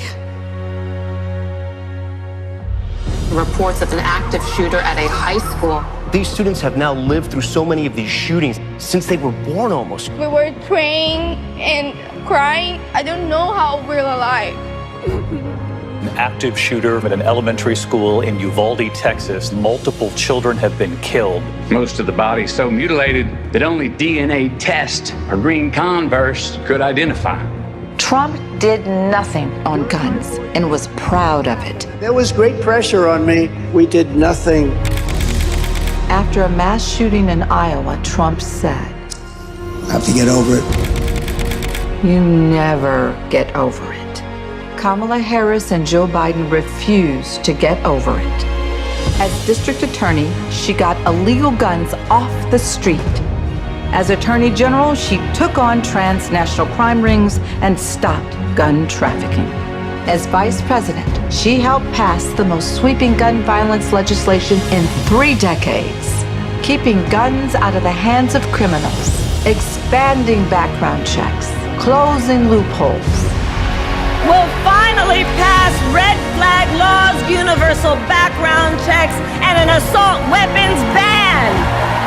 Kamala understands the fight we're in. The power is with the people. And gives people like me, survivors like me, hope.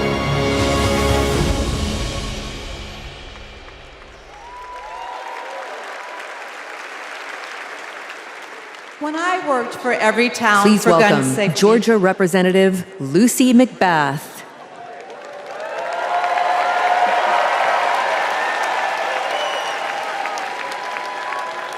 When I worked for every town for gun safety and moms demand action for gun sense in America,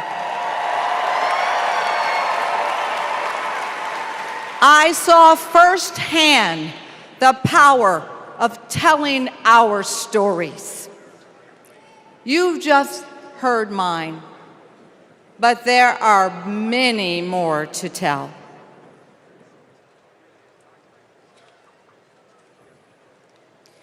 On December 14th, 2012, I walked into Sandy Hook School. I stopped at the office, chatted with my principal, then started my day with my second graders. Suddenly, a loud crash, like metal folding chairs falling. 154 gunshots blaring. Hiding in the coats, trying to sing with my students, trying to read to them, trying to drown out the sounds. Terror, crying, running. I carry that horrific day with me. 20 beautiful first grade children and 6 of my beautiful colleagues were killed. They should still be here.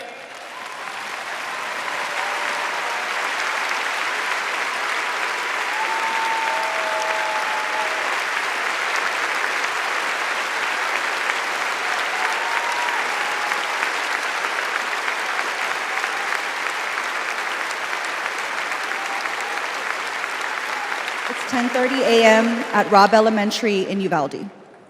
The school is recognizing my 10-year-old daughter, Lexi, for receiving all A's. She receives a Good Citizen Award, and we pose for photos. She wears a St. Mary's sweatshirt and a smile that lights up the room. 30 minutes later, a gunman murders her, 18 classmates, and 2 teachers. We are taken to a private room where police tell us she isn't coming home. Uvalde is national news. Parents everywhere reach for their children. I reach out for the daughter I will never hold again.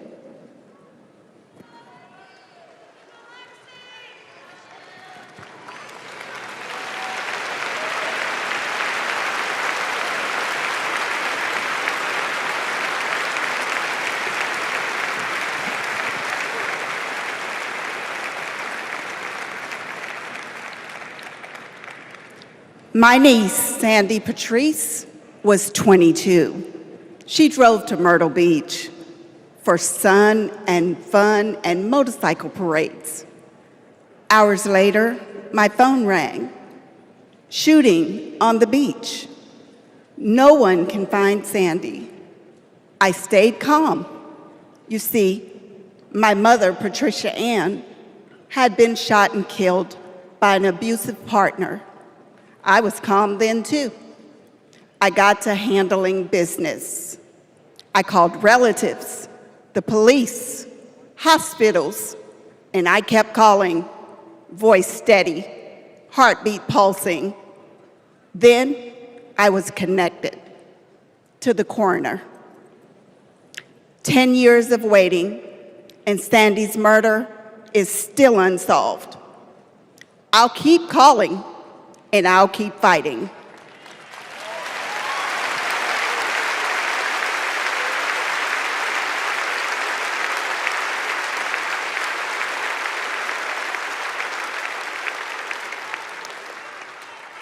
I was in high school when my classmate got shot. It changed my story. Instead of worrying about taking a test, I started worrying about living to take another test. They say schools are for learning, and I did learn a lot that day. I learned how to run, how to hide and drop, that what happens in the news can happen to me. But I learned something else too, that we can write and must write a new story if we choose to.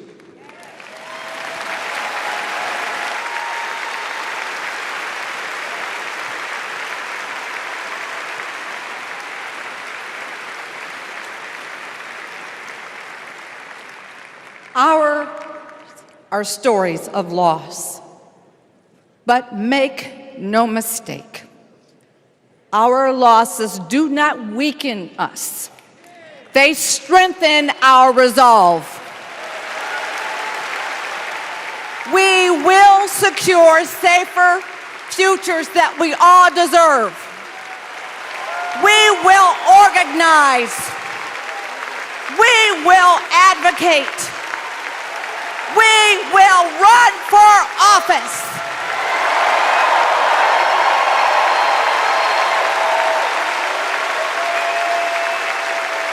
And we will join with Americans from small towns and big cities to keep our communities safe.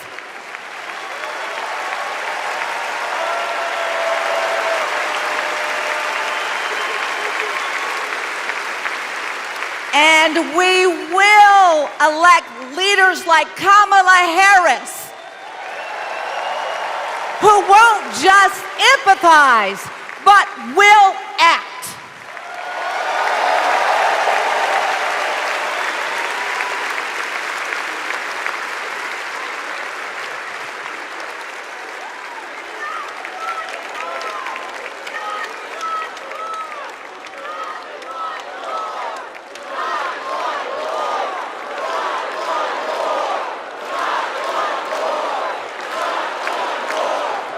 Please welcome former Arizona Representative Gabby Giffords.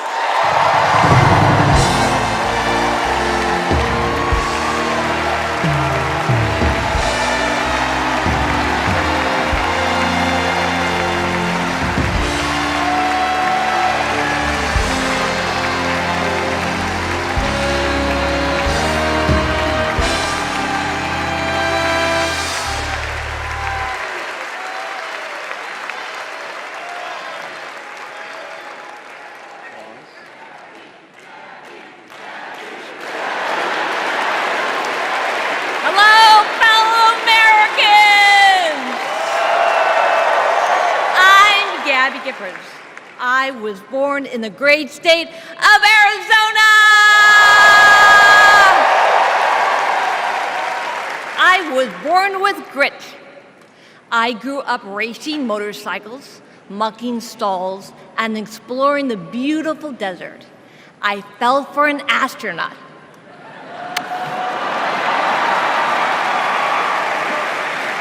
For 5 years, I served in Congress from a swing district.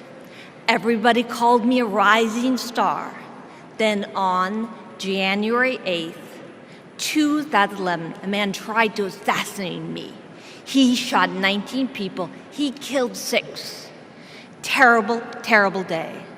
I almost died, but I fought for my life and I survived.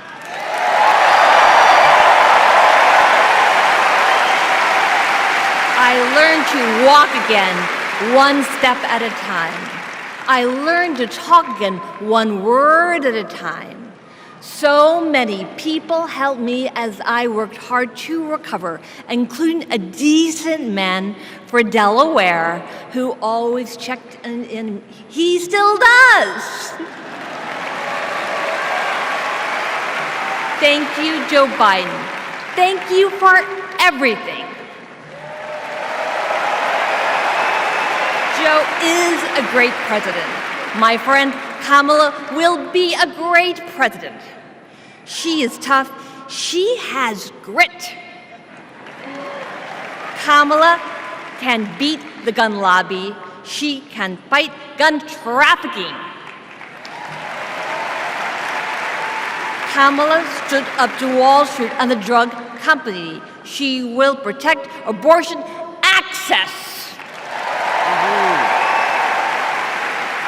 She will defend our freedom. She saved lives. Join me in voting for Kamala Harris. Bravo! Thank you.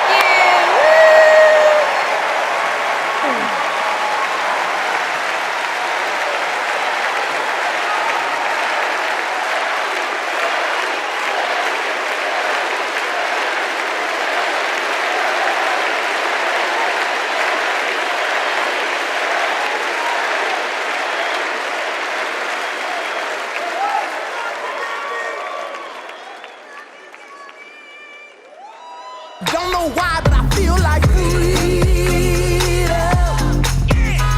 I had the honor of meeting Vice President Harris when I got to introduce her when she spoke at my high school about gun violence. Parkland happened, and all I could think about is that I wanted to keep my kids safe. On July 4th, 2022, I was next in line to walk in the Highland Park Independence Day Parade when gunshots erupted. 7 people were shot and killed, and 48 more were injured. Vice President Harris has been a gun sense champion since she was our California AG. We have 2 options in November. We have Kamala Harris, who has already proven her leadership in the Biden-Harris administration. They passed the first ever comprehensive gun reform in 30 years. Meanwhile, Donald Trump has cozied up to the NRA and the gun lobby. I have full confidence in Vice President Harris that she's dedicated to and committed to finding a solution to end gun violence.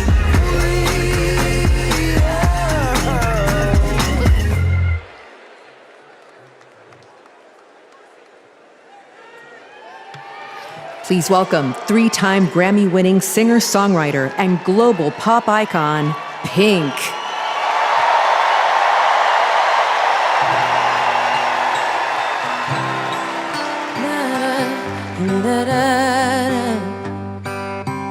We're searchlights we can see in the dark. We're rockets pointed up at the stars. We are billions of beautiful hearts. You sold us down the river too far. What about us? What about all the times you said you had the answer? What about us? What about all the broken happy ever afters? Oh, what about us? What about all the plans that ended in disaster? What about love? What about trust? What about us? We have problems that want to be solved. We are children that need to be loved. We were willing, we came when you called. But man, you fooled us. Enough is enough. Oh, what about us? What about all the times you said you had the answer? What about us? What about all the broken happy ever afters? What about us? What about all the plans that ended in disaster? What about love? What about trust? What about us? Sticks and stones, they may break these bones, but then I'll be ready. Are you ready? I don't want control, I want to let go.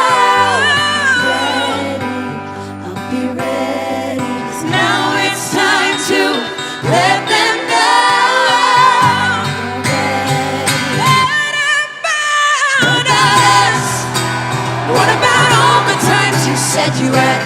rafters. So what about us? What about all the broken happy ever afters?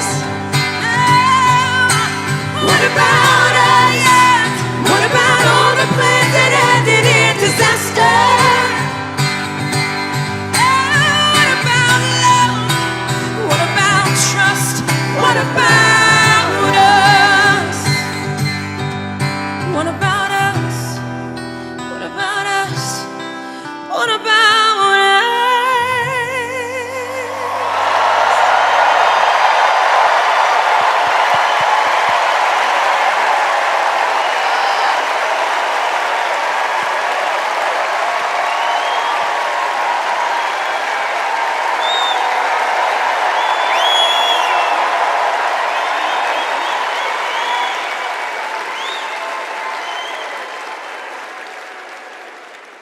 Global security and global prosperity depend on the leadership of the United States of America. And a strong America remains indispensable to the world. Our democratic ideals of freedom and liberty inspire billions, and our military is the strongest in the world. Our military is a force that underwrites global stability and our national security.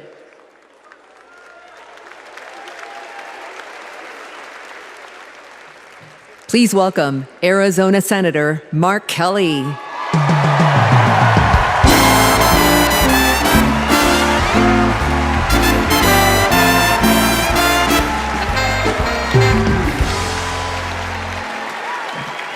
Hello, Chicago.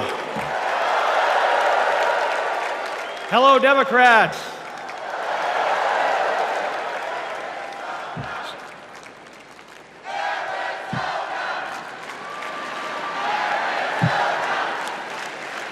So, President Obama had to follow Michelle. I had to follow Gabby and Pink. Gabby amazes me every single day. She was able to walk out and address you tonight because she's a fighter. And thanks to a team of doctors, nurses, and especially her speech therapist. We all need a team. I've flown into space 4 times. I've flown into combat nearly 40 times. Not once did I do that by myself. It took a team to accomplish a mission. It always does. I flew in the Navy during the first Gulf War. America rallied our allies to kick out a tyrant who invaded a neighbor. Today, Vladimir Putin is testing whether we're still that strong. Iran, North Korea, and especially China watch closely. What's Trump's answer? He invited Russia to do, and these are his words, not mine, whatever the hell they want. Vice President Harris has always championed America's support for NATO, for Ukraine, and for the Ukrainian people. On the Senate Intelligence Committee, she investigated Russian interference in our election. She defends free and fair elections everywhere. You already know how Trump feels about those. Donald Trump skipped his intelligence briefings. He was too busy sucking up to dictators and dreaming of becoming one himself. Trump thinks that Americans who have made the ultimate sacrifice are suckers and losers. If we fall for that again and make him the commander-in-chief, the only suckers would be us.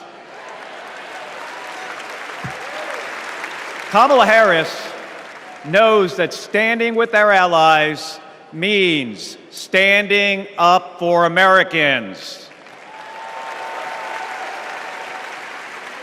She'll keep modernizing our military to support our troops and to support our veterans like our next Vice President, Tim Walz.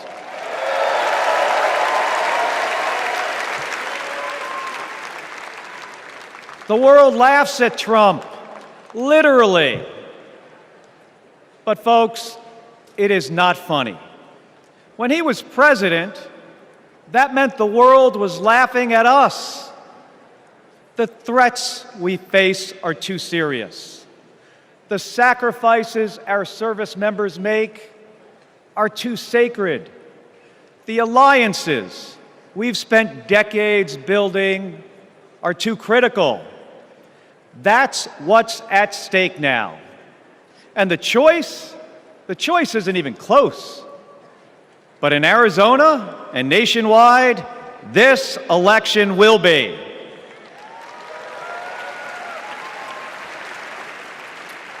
We'll win in the same way we launch rockets into space and land fighter jets on an aircraft carrier as one team on one mission.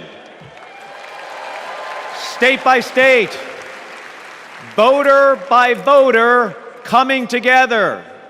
No country is better than ours at solving big problems. So, on November 5th, let's prove that America is still the leader the world needs today by electing the leader we need right now, Kamala Harris. Thank you, everybody. Thank you.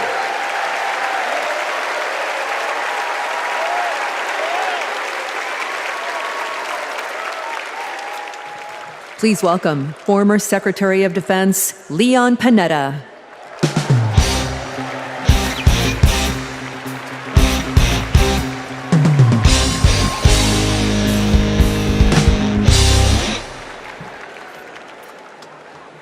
My fellow Americans, I'm proud to have served in the Army, the Congress, the White House, Chief of Staff, CIA Director, and Secretary of Defense.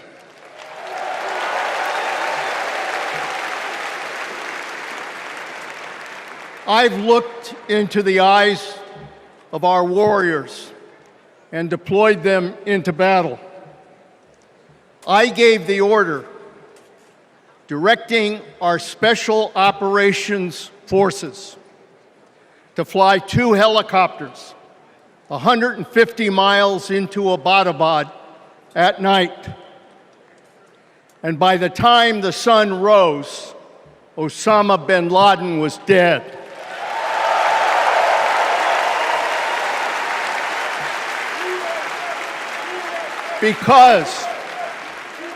Because nobody attacks our country and gets away with it. Nobody.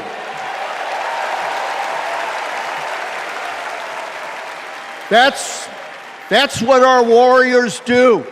That's what our warriors do. Our warriors need a tough, cool-headed commander-in-chief to defend our democracy from tyrants and terrorists. We need Kamala Harris behind the resolute desk. She knows a tyrant when she sees one. And our allies know a leader when they see one. On the Senate Intelligence Committee and as Vice President, she worked with more than 150 world leaders. She's looked our allies in the eye and said, America has your back. Trump would abandon our allies and isolate America. We tried that in the 1930s. It was foolish and dangerous then, and it's foolish and dangerous now.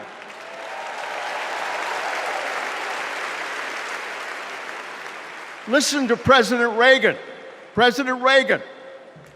Isolationism never was and never will be an acceptable response to tyrannical governments. Never. Trump tells tyrants like Putin they can do whatever the hell they want. Kamala Harris tells tyrants, the hell you can, not on my watch. She's worked with President Zelensky to fight back against Russia. She knows that protecting their democracy protects our democracy as well.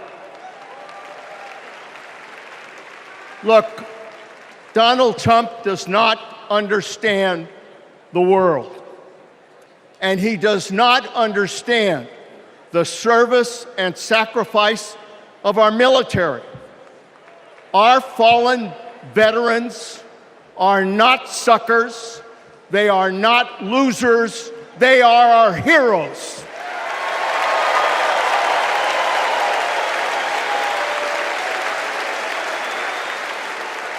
Kamala Harris will honor our veterans.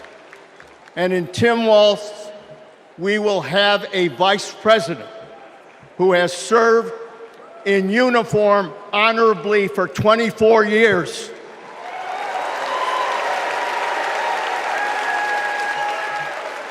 Kamala Harris understands this moment. It is a moment of danger and a moment of opportunity. She'll keep America's military the strongest in the world, the strongest ever known. And she understands what our military is for. The role of our military is to defend us from foreign enemies. It is not to threaten Americans, and it sure as hell isn't to put immigrants in camps.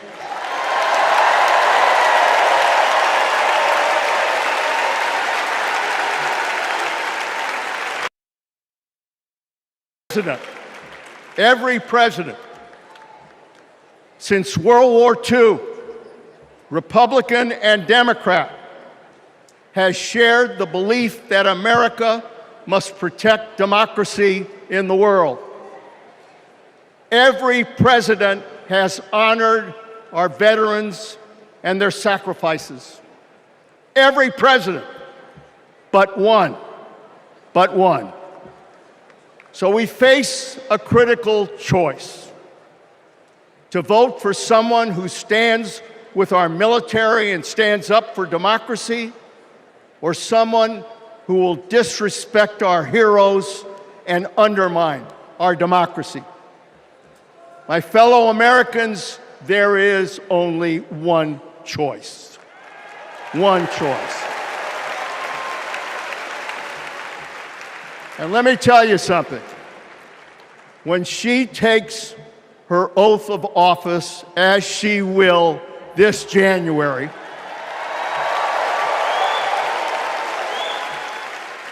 our allies will cheer, our enemies will fear, and we will have a commander-in-chief that we can trust. God bless our veterans, and God bless our country.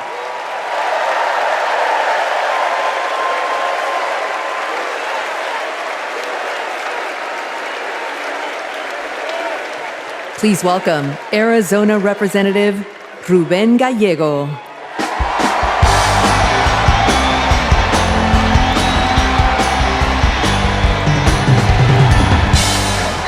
I'm a dad, husband, congressman, and the proudest Arizonan you'll ever meet. But I am even prouder to be a Marine. Rah! My mom raised us alone on a secretary's salary. I slept on the floor. I worked every job I could: meat packing, construction, making pizzas. I made it to Harvard with no money or connections. Other kids were happy because they were at Harvard. I was happy because I finally had a mattress. Then I enlisted, fought alongside my brothers with Lima 325 in Iraq. They called us Lucky Lima, but our luck ran out. We saw some of the heaviest combat of the war. And when we got home, the government failed to help us readjust. We have a duty to care for our patriots who serve our nation.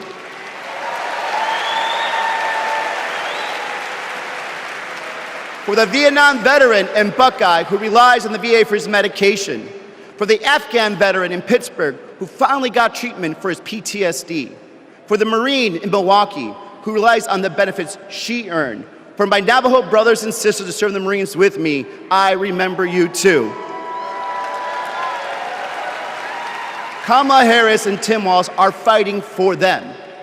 Kamala Harris has delivered more benefits to more veterans than ever before, and has achieved the lowest veterans unemployment rate in history.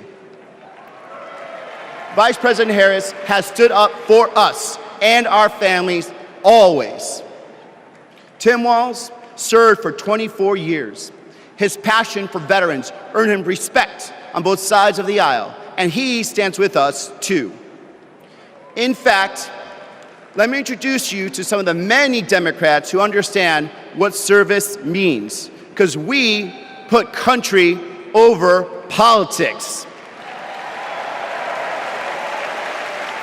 We were proud to wear the uniform, and we're proud serving our countries in city halls, state capitals, the U.S. House, and the Senate. These veterans represent the best of our country. We stand united as veterans, Democrats, and patriots to fight for everyone who serves.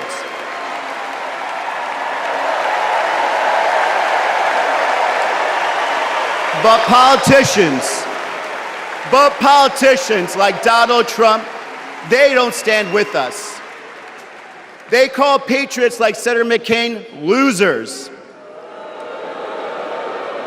John McCain was an American hero. Show some respect. Trump's Project 2025 will slash veteran benefits and force VA hospitals to close across the nation. Show some respect. So, for the 18-year-old who decides to enlist, for the families like mine who prayed every night that their loved one would come home, for our troops stationed thousands of miles away, for my Marines of Lima Company, let's elect Kamala Harris and Tim Walz, who don't just respect our service, but revere it. Because the veterans who defended this country aren't just the reason we can sleep at night. They're the reason we can dream. And together, we'll fight for our veterans and everyone who served our country. Thank you.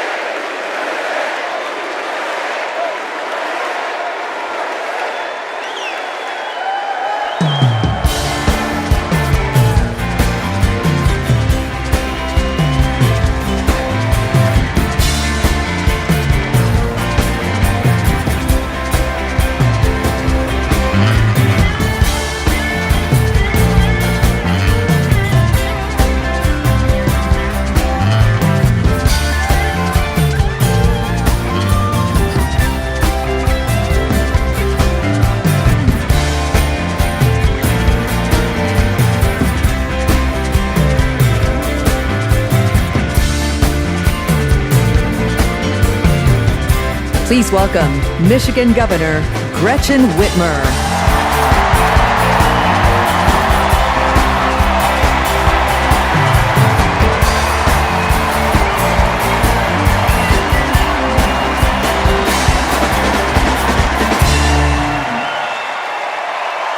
I'm Governor Gretchen Whitmer.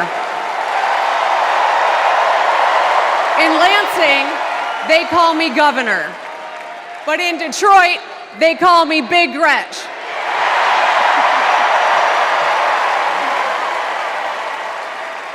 Donald Trump called me that woman from Michigan as an insult. Being a woman from Michigan is a badge of honor.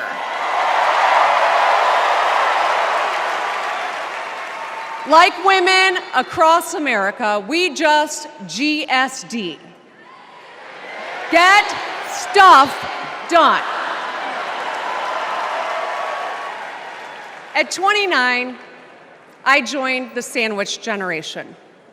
Sandwiched between working and raising my newborn and caring for my mom, who was dying from brain cancer. It was hard, but not extraordinary. It's life. Those nights reminded me who I was fighting for. People just trying to make it. Kamala Harris knows who she's fighting for, too. She took care of her mom, who also battled cancer. As president, she'll fight to lower the cost of health care and elder care for every family. She's lived a life like ours. She knows us. Donald Trump doesn't know you at all. You think he understands that when your car breaks down, you can't get to work? No. His first word was probably chauffeur. You think he's ever had to take items out of the cart before checking out? Hell, you think he's ever been to a grocery store? That's what the chauffeur is for.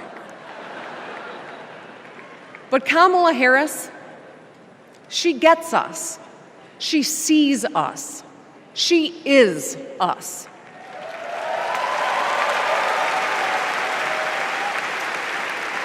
Look, we've all lived through a lot of history over the past few years. Floods and fires, an attempted coup, a plot, and a pandemic. It's exhausting. We don't know what the next 4 years will bring. But what we do know is this. Through it all, your life won't stop. You're going to have to get to work, pick up the kids, and pay your bills.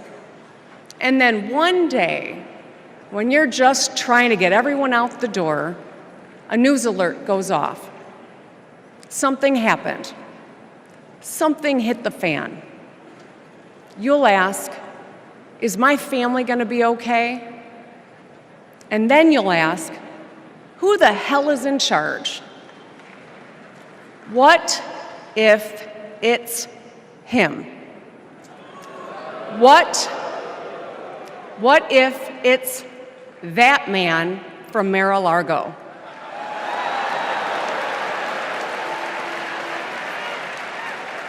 I know, in a crisis, we need someone strong enough to come up with a plan, to tell the truth, and to bring people together.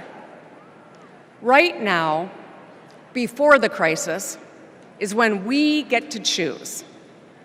Why wouldn't we choose the leader who's tough, tested, and a total badass?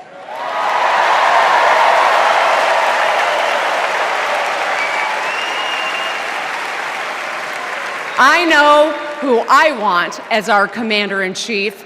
America, let's choose Kamala Harris.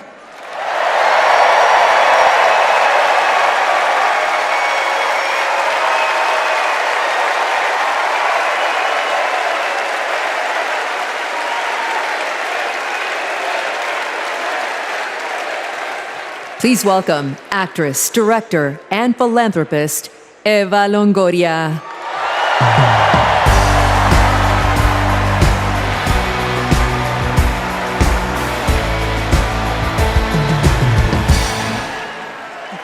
Hello, Chicago!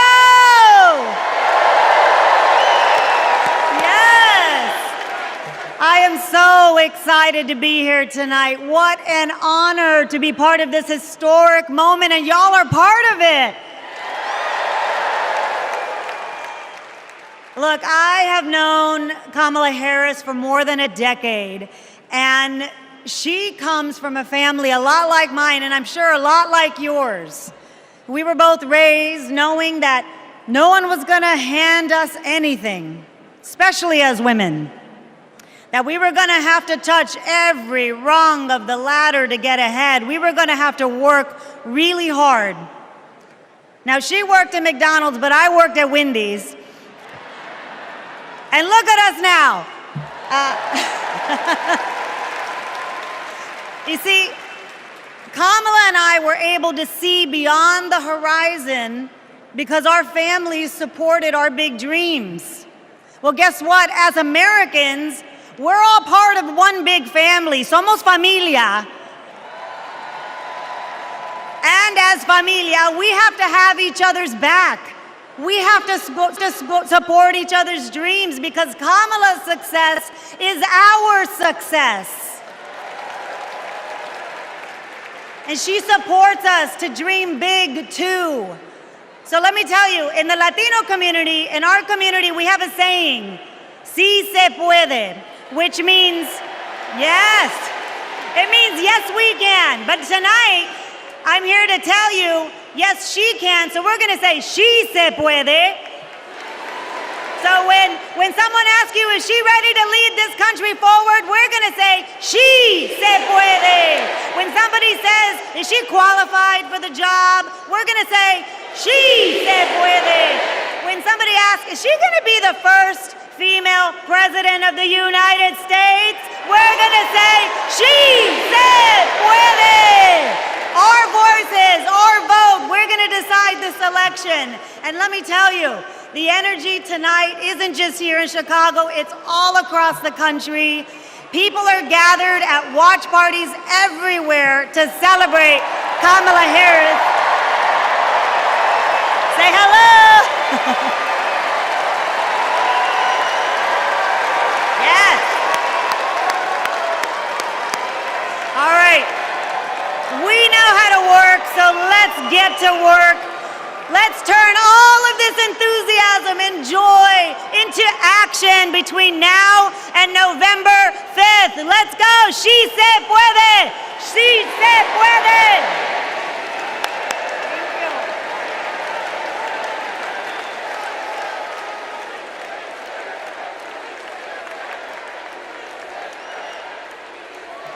Please welcome former Illinois Republican Representative Adam Kinzinger.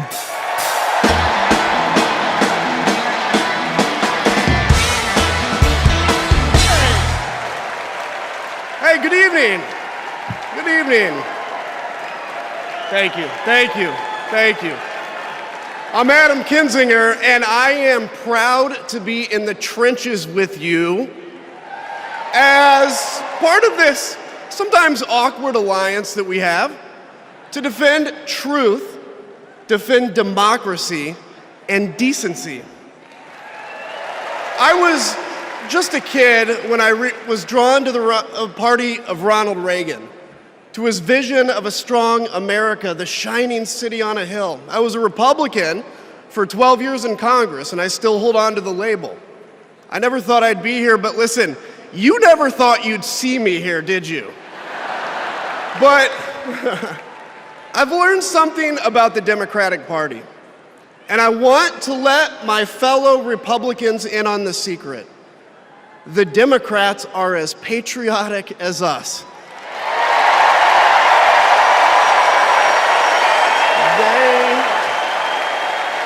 They love this country just as much as we do.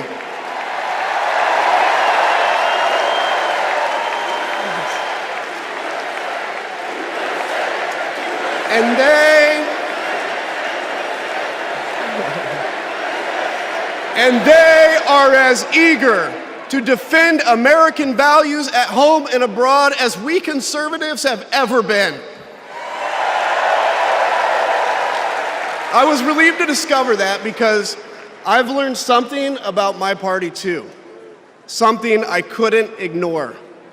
The Republican Party is no longer conservative.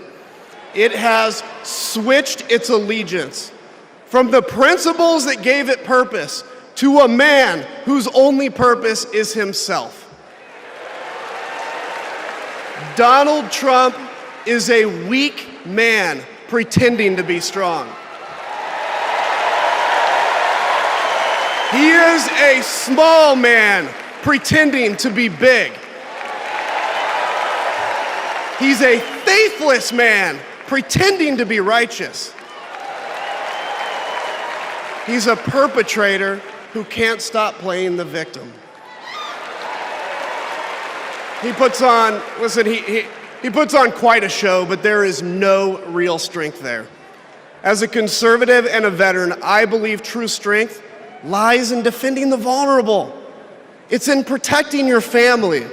It's in standing up for our Constitution and our democracy. That is the soul of being a conservative. It used to be the soul of being a Republican, but Donald Trump has suffocated the soul of the Republican Party. His fundamental weakness has coursed through my party like an illness, sapping our strength, softening our spine, whipping us into a fever that has untethered us from our values. Our democracy was frayed by the events of January 6th, as Donald Trump's deceit and dishonor led to a siege on the United States Capitol. That day, I stood witness to a profound sorrow, the desecration of our sacred tradition of peaceful transition of power, tarnished by a man too fragile, too vain, and too weak to accept defeat.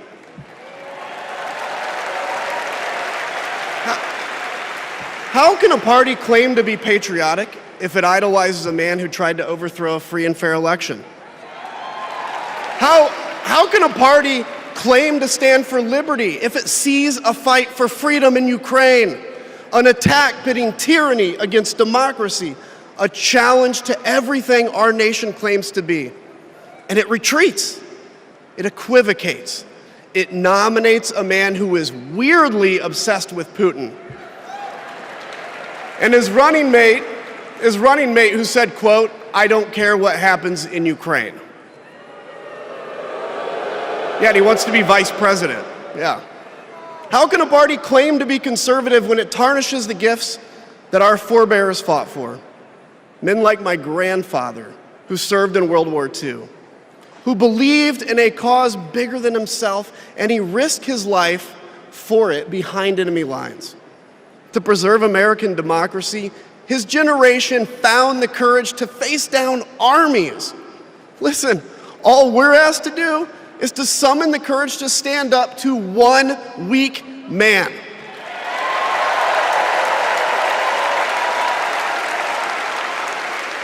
Some have questioned why I've taken the stand I have. The answer is really simple, ladies and gentlemen. We must put country first.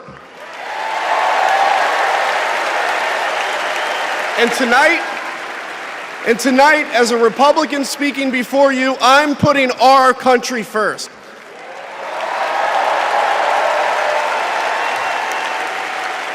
Because the fact is, I do belong here. I know Kamala Harris shares my allegiance to the rule of law, the Constitution, and democracy. And she is dedicated to upholding all three in service to our country. Whatever policies we disagree on pale in comparison with those fundamental matters of principle, of decency, and of fidelity to this nation.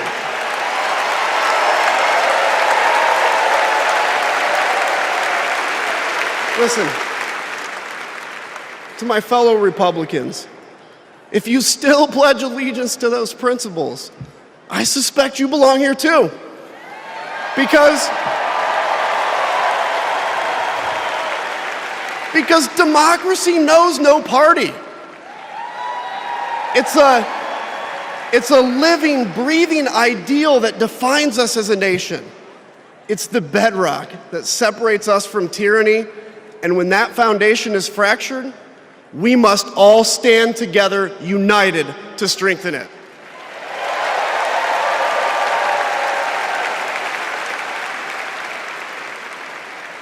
If you think those principles are worth defending, then I urge you, make the right choice.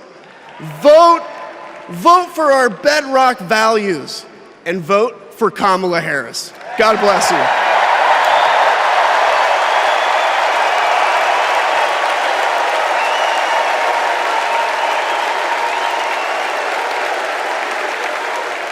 Please welcome lawyer, policy advocate, and sister of the Vice President, Maya Harris.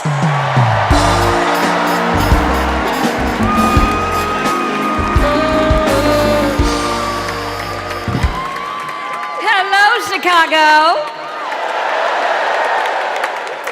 In 1958, a 19-year-old from India left the only country she'd ever known to chart her own path in America. She came here to pursue an education, but she stayed here to build a life. Her name was Dr. Kamala Gopalan Harris.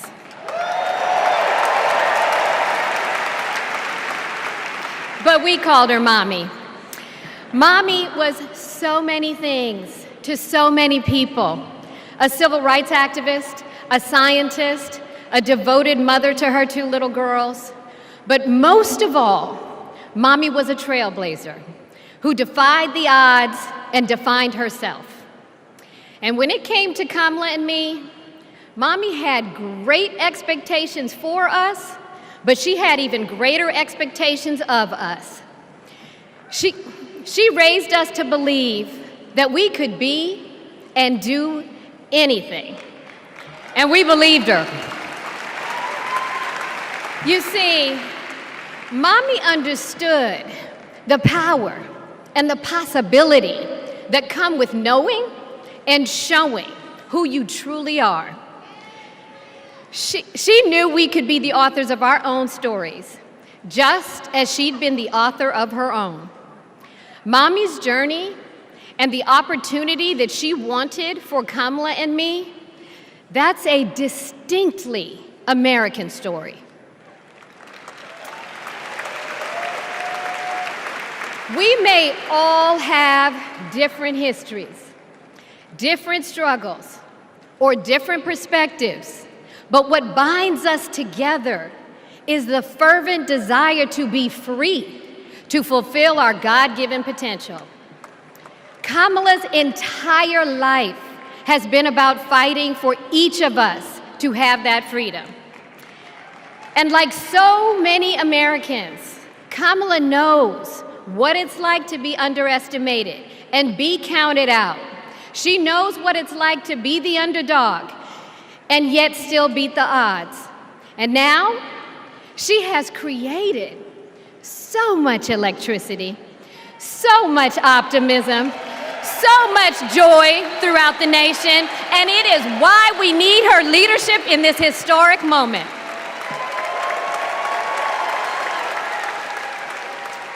We are living in a time when some are trying to divide us, to separate us in ways that make it difficult for us to come together.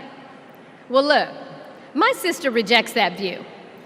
Where others push darkness, Kamala sees promise. Where others feel detachment, Kamala fosters connection. Where others want to drag us back to the past, my sister says, hold up now, we are not going back.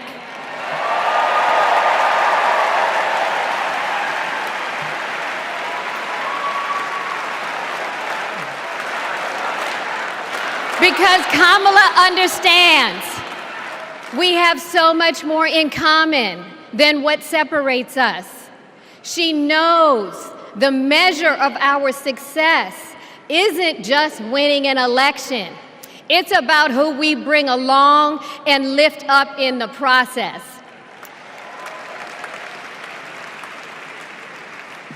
And so as I look out at all of you today and take in this incredible moment, I so wish that Mommy could be here tonight. I can just see her smiling, saying how proud she is of Kamala. And then, without missing a beat, she'd say, "That's enough, you got work to do." She would tell all of us to roll up our sleeves and get to work, to elect a leader who sees the potential in each of us, a leader who cares for all of us, a leader who fights for every one of us. Our Democratic nominee, my big sister, the next President of the United States, Kamala Harris.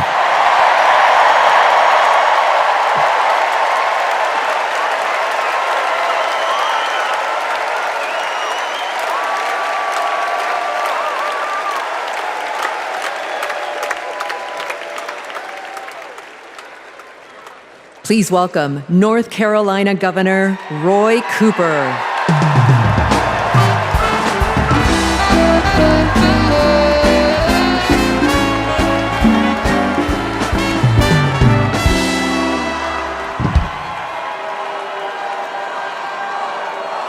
Hello, America. I'm Roy Cooper, the last guy standing between you and the moment we're all waiting for.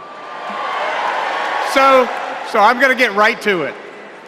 All week, you've heard stories about my friend Kamala. I want to take you behind the scenes of one of them. 2011 was a rough time for American homeowners. Hundreds of thousands were losing their homes to illegal foreclosure.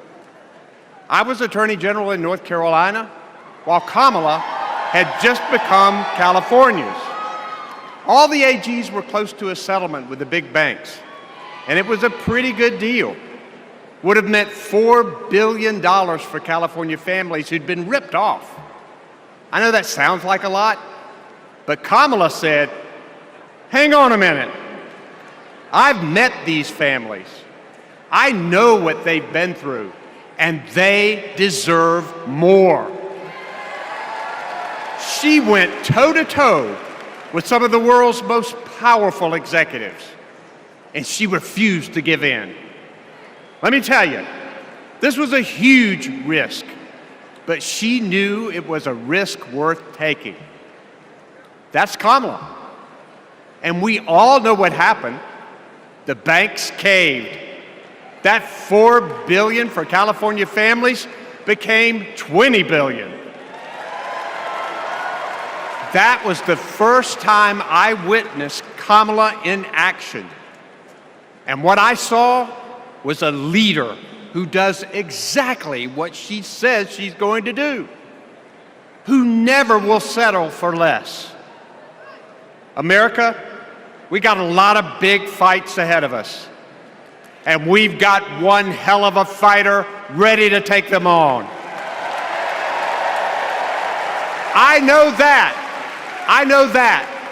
because I know her. And tonight, I want the American people to know, even if you don't agree with her on everything, Kamala Harris will fight for you to the very end. For families who need better health care or a safer place to live, Kamala will fight for you. For parents who want better schools for their kids, for workers worried about a secure retirement for themselves, Kamala will fight for you. For any one of our allies, anywhere in the world, wondering if America still has your back, remember this: Kamala will fight for you. And when she fights, we win. Kamala's ready. Kamala's ready. The question is, are we?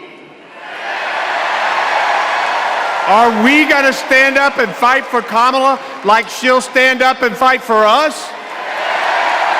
All right. If you're ready, my home state of North Carolina, stand up. Stand up, Pennsylvania. Stand up, Michigan. Stand up, Wisconsin. Stand up, Georgia. Stand up, Nevada. Stand up, Arizona. Stand up, America. Are we going to stand up? Are we going to fight? Are we going to vote? Are we going to win? You bet we are. Let's go get them.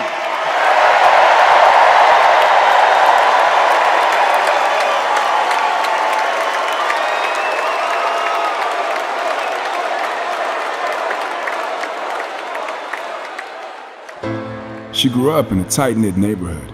It was the kind of place where your neighbor would look after you when school let out, where your first grade teacher would show up at your law school graduation. It's where Kamala Harris learned what it means to be in the middle class, making every paycheck count. She was raised by a working mom who taught her about standing up for what's right and protecting the people you love. Kamala carries the lessons of our mother, the fighting spirit of our mother, the compassion. She was all of 5 feet tall. If you met her, you would have thought she was 7 feet tall. And our mother, if I'd ever come home complaining about anything, she wouldn't have it. The first thing she'd say is, well, just stop the complaining. Just tell me what you're going to do about it. And since she was a young girl, Kamala Harris has been fighting for families like the ones she grew up with. That is Kamala. She can't help herself from standing up for people and standing up for what she thinks is right. She has been that way our whole lives. Being a protector is what led her to become a prosecutor. Looking back now, I could say it was her calling. As a courtroom prosecutor, she went after predators who targeted women and children, and fraudsters who ripped off working families. And she put dangerous gang members and human traffickers behind bars. We didn't have partnerships with DOJ or FBI or DEA or any of those law enforcement agencies. Now, we all work collaboratively. She was the person who built the foundation in how we do criminal justice in America. As Attorney General of California, she held the big Wall Street banks accountable for fraud, winning $20 billion for California families. She took on one of the largest for-profit colleges that was scamming students. And in the Senate, she fought for her constituents with the determination of a prosecutor, standing up for reproductive freedom. Can you think of any laws that give the government the power to make decisions about the male body? I'm not thinking of any right now, Senator. She fought to keep our children safe from the terror of gun violence. How many of you guys had to have a drill where you learned about how you need to hide in a closet or crouch in a corner in the event that there is a mass shooter? Look at that. Look at that. On the Intelligence Committee, she defended our nation against foreign adversaries. And in 2020, she made history as the first woman to be elected Vice President of the United States. She cast the tie-breaking vote to deliver urgent relief to the American people during the pandemic. She beat Big Pharma to lower prescription drug costs and cap the cost of insulin, and led the fight to restore reproductive rights after Roe v. Wade was overturned. We have worked too hard and fought too long to see our daughters grow up in a world with fewer rights than our mothers. Because she's never been afraid to stand up to powerful interests. Sometimes people will open the door for you and leave it open, sometimes they won't. And then you need to kick that door down.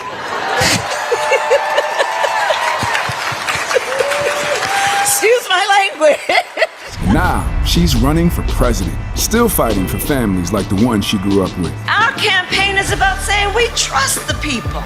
We're saying we just want fairness. We want dignity for all people.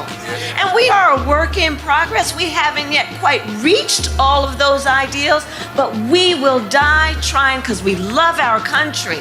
We believe in our country. We're not falling for these folks who are trying to divide us, trying to pull us apart. We know what we stand for, and we stand for the people. And we stand for the dignity of work. And we stand for freedom. We stand for justice. We stand for equality. And so we will fight for all of it. That's who Kamala Harris is. That's what she believes. And that's what she'll fight for every day.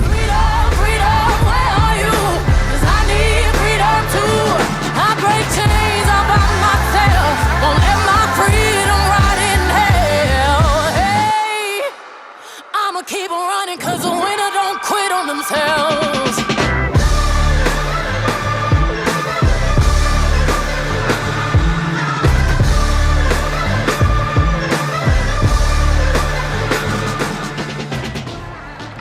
Please welcome the Democratic nominee for president, Vice President of the United States of America, Kamala Harris.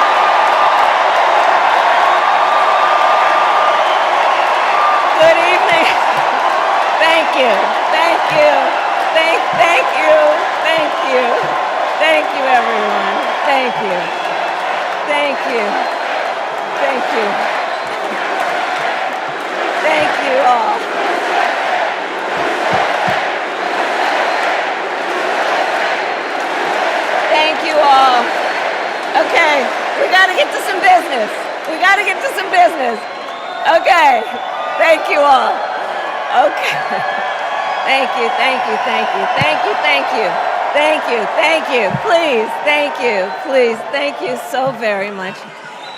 Thank you, everyone. Thank you, everyone. Thank you. Okay, let's get to business. Let's get to business. All right.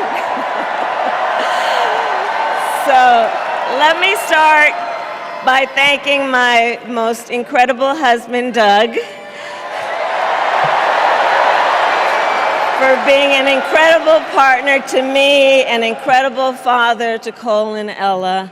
And happy anniversary, Dougie. I love you so very much. To our President, Joe Biden. When I think about the path that we have traveled together, Joe, I am filled with gratitude. Your record is extraordinary, as history will show, and your character is inspiring. And Doug and I love you and Jill and are forever thankful to you both.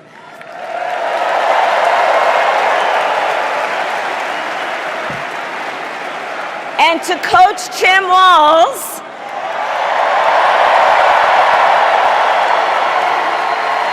you are going to be an incredible vice president. And to the delegates and everyone who has put your faith in our campaign, your support is humbling. So, America, the path that led me here in recent weeks was no doubt unexpected. But I'm no stranger to unlikely journeys. So, my mother, our mother, Kamala Harris, had one of her own. And I miss her every day, and especially right now. And I know she's looking down smiling. I know that. So my mother was 19 when she crossed the world alone, traveling from India to California with an unshakable dream to be the scientist who would cure breast cancer. When she finished school, she was supposed to return home to a traditional arranged marriage. But as fate would have it, she met my father, Donald Harris, a student from Jamaica. They fell in love and got married, and that act of self-determination made my sister Maya and me. Growing up, we moved a lot. I will always remember that big Mayflower truck packed with all our belongings, ready to go to Illinois, to Wisconsin, and wherever our parents' jobs took us. My early memories of our parents together are very joyful ones. A home filled with laughter and music, Aretha, Coltrane, and Miles. At the park, my mother would say, "Stay close." But my father would say, as he smiled, "Run, Kamala, run. Don't be afraid. Don't let anything stop you."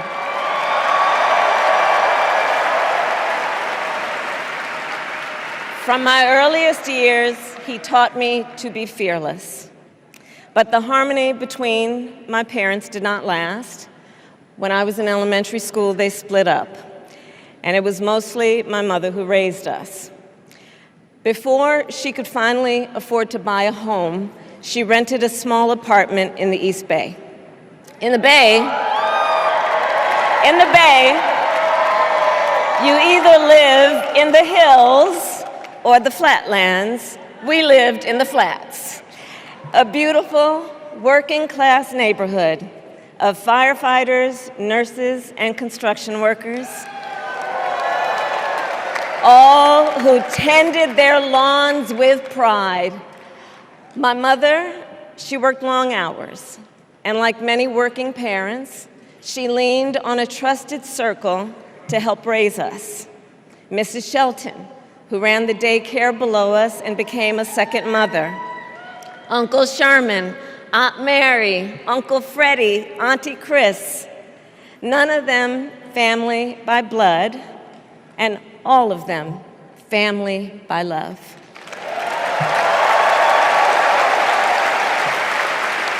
Family who taught us how to make gumbo, how to play chess, and sometimes even let us win. Family who loved us, believed in us, and told us we could be anything and do anything. They instilled in us the values they personified: community, faith, and the importance of treating others as you would want to be treated, with kindness, respect, and compassion. My mother was a brilliant, 5-foot-tall, brown woman with an accent. And as the eldest child, I saw how the world would sometimes treat her. But my mother never lost her cool. She was tough, courageous, a trailblazer in the fight for women's health, and she taught Maya and me a lesson that Michelle mentioned the other night. She taught us to never complain about injustice, but do something about it. Do something about it. That was my mother. And she taught us, and she also taught us, and never do anything half-assed. And that is a direct quote. A direct quote. I grew up immersed in the ideals of the civil rights movement. My parents had met at a civil rights gathering, and they made sure that we learned about civil rights leaders, including the lawyers like Thurgood Marshall and Constance Baker Motley, those who battled in the courtroom to make real the promise of America. So at a young age, I decided I wanted to do that work. I wanted to be a lawyer. And when it came time to choose the type of law I would pursue, I reflected on a pivotal moment in my life. You see, when I was in high school, I started to notice something about my best friend, Wanda. She was sad at school, and there were times she didn't want to go home. So one day I asked if everything was all right, and she confided in me that she was being sexually abused by her stepfather. And I immediately told her she had to come stay with us, and she did. This is one of the reasons I became a prosecutor, to protect people like Wanda, because I believe everyone has a right to safety, to dignity, and to justice.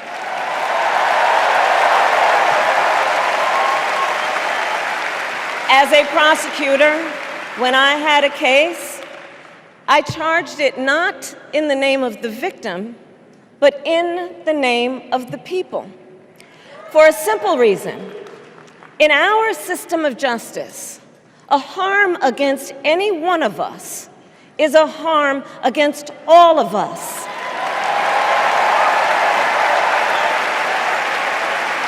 And I would often explain this to console survivors of crime, to remind them no one should be made to fight alone. We are all in this together. And every day in the courtroom, I stood proudly before a judge and I said 5 words: Kamala Harris for the people.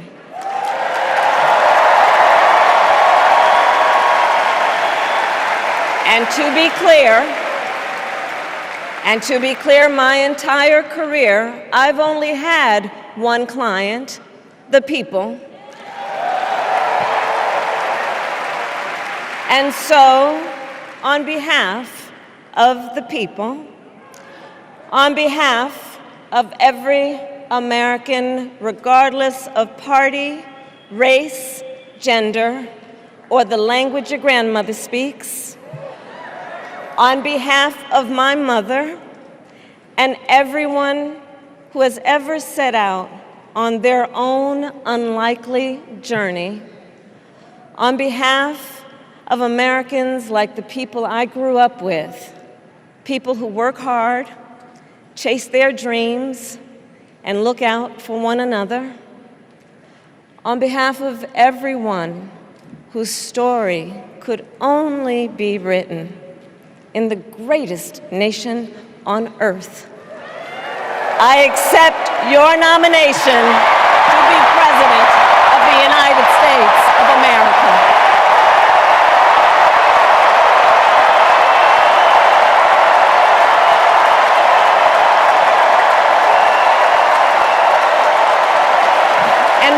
election,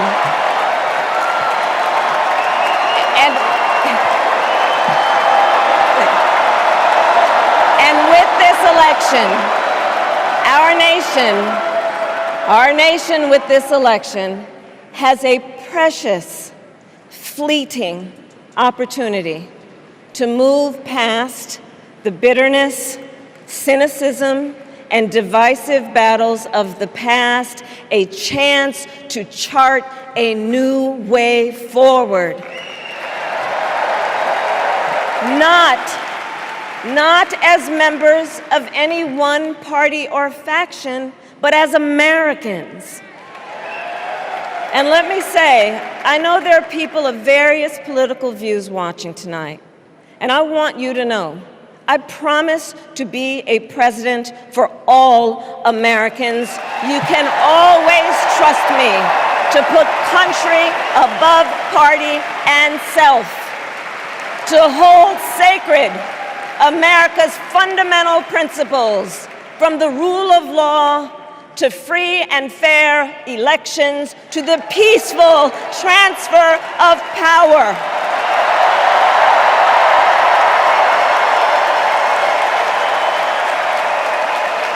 I will be a president who unites us around our highest aspirations, a president who leads and listens, who is realistic, practical, and has common sense, and always fights for the American people. From the courthouse to the White House, that has been my life's work. As a young courtroom prosecutor in Oakland, California, I stood up for women and children against predators who abuse them. As Attorney General of California, I took on the big banks, delivered $20 billion for middle-class families who faced foreclosure, and helped pass a homeowner Bill of Rights, one of the first of its kind in the nation. I stood up for veterans and students being scammed by big for-profit colleges, for workers who are being cheated out of their wages, the wages they were due, for seniors facing elder abuse. I fought against the cartels who traffic in guns and drugs and human beings, who threaten the security of our border and the safety of our communities. And I will tell you, these fights were not easy, and neither were the elections that put me in those offices. We were underestimated at practically every turn, but we never gave up, because the future is always worth fighting for. That's the fight we are in right now, a fight for America's future.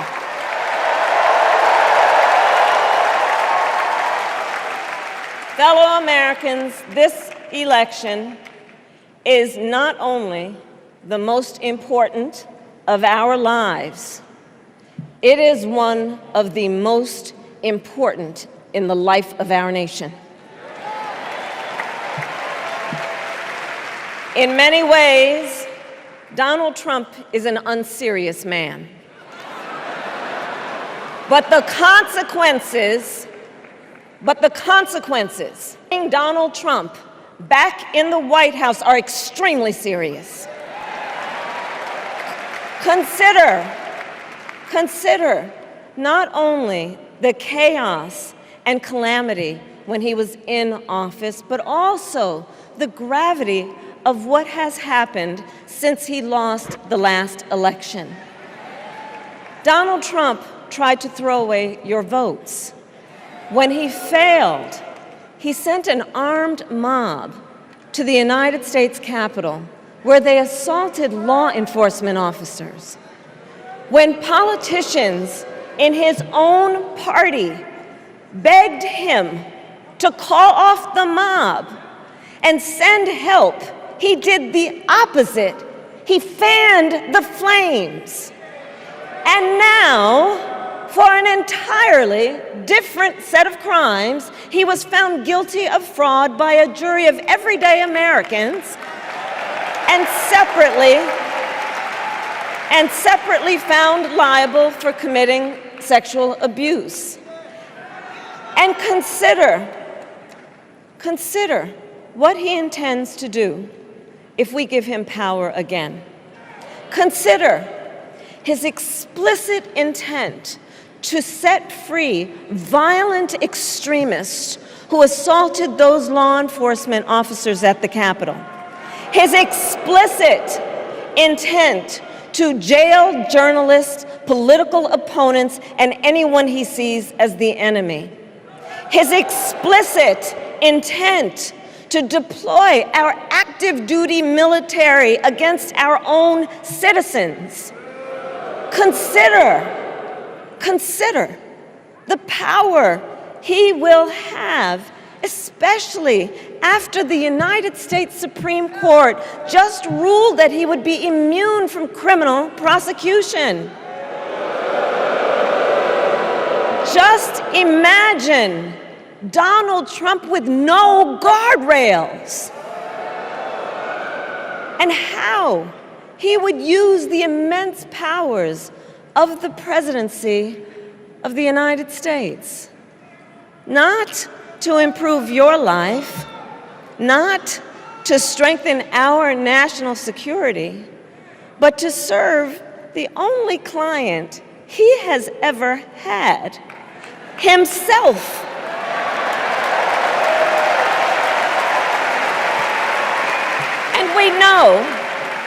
And we know what a second Trump term would look like. It's all laid out in Project 2025, written by his closest advisors, and its sum total is to pull our country back to the past. But America, we are not going back. We are not going back. We are not going back. We are not going back to when Donald Trump tried to cut Social Security and Medicare. We are not going back to when he tried to get rid of the Affordable Care Act, when insurance companies could deny people with pre-existing conditions. We are not going to let him eliminate the Department of Education that funds our public schools. We are not going to let him end programs like Head Start that provide preschool and childcare for our children. America, we are not going back.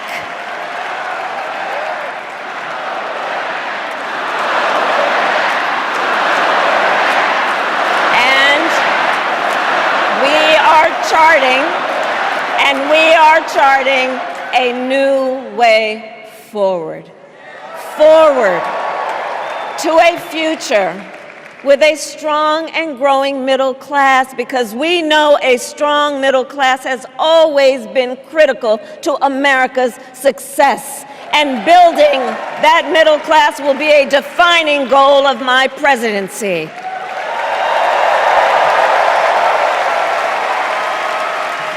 And I'll tell you, this is personal for me. The middle class is where I come from. My mother kept a strict budget. We lived within our means, yet we wanted for little. And she expected us to make the most of the opportunities that were available to us and to be grateful for them. Because, as she taught us, opportunity is not available to everyone. That's why we will create what I call an opportunity economy, an opportunity economy where everyone has the chance to compete and a chance to succeed. Whether you live in a rural area, small town, or big city. And as president, I will bring together labor and workers and small business owners and entrepreneurs and American companies to create jobs, to grow our economy, and to lower the cost of everyday needs like health care and housing and groceries. We will provide access to capital for small business owners and entrepreneurs and founders. And we will end America's housing shortage and protect Social Security and Medicare. Now compare that to Donald Trump, because I think everyone here knows he doesn't actually fight for the middle class. He doesn't actually fight for the middle class. Instead, he fights for himself and his billionaire friends. And he will give them another round of tax breaks that will add up to $5 trillion to the national debt. And all the while, he intends to enact what in effect is a national sales tax, call it a Trump tax, that would raise prices on middle-class families by almost $4,000 a year. Well, instead of a Trump tax hike, we will pass a middle-class tax cut that will benefit more than 100 million Americans.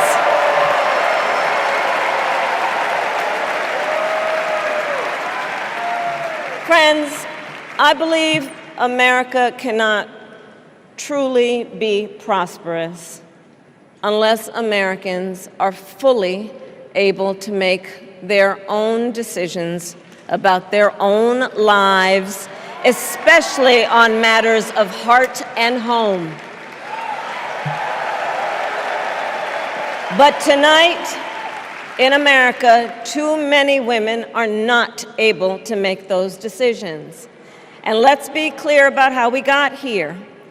Donald Trump handpicked members of the United States Supreme Court to take away reproductive freedom. And now he brags about it. In his words, quote, "I did it and I'm proud to have done it," end quote. Well, I'll tell you, over the past 2 years, I've traveled across our country, and women have told me their stories. Husbands and others have shared theirs. Stories of women miscarrying in a parking lot, developing sepsis, losing the ability to ever again have children, all because doctors are afraid they may go to jail for caring for their patients. Couples just trying to grow their family, cut off in the middle of IVF treatments. Children who have survived sexual assault, potentially being forced to carry a pregnancy to term. This is what's happening in our country because of Donald Trump. And understand, he is not done. As a part of his agenda, he and his allies would limit access to birth control, ban medication abortion, and enact a nationwide abortion ban with or without Congress. And get this, he plans to create a national anti-abortion coordinator and force states to report on women's miscarriages and abortions. Simply put, they are out of their minds.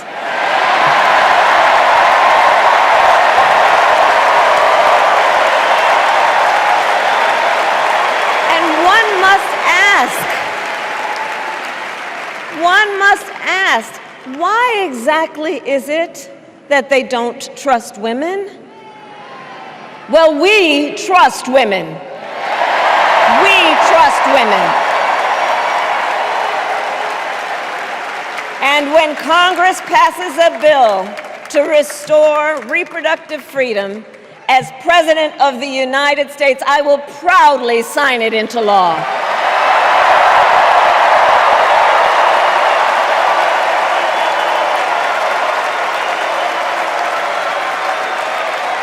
In this election, many other fundamental freedoms are at stake.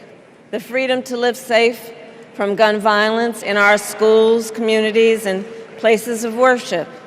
The freedom to love who you love openly and with pride. The freedom to breathe clean air and drink clean water and live free from the pollution that fuels the climate crisis. And the freedom that unlocks all the others, the freedom to vote. With this election, we finally have the opportunity to pass the John Lewis Voting Rights Act and the Freedom to Vote Act.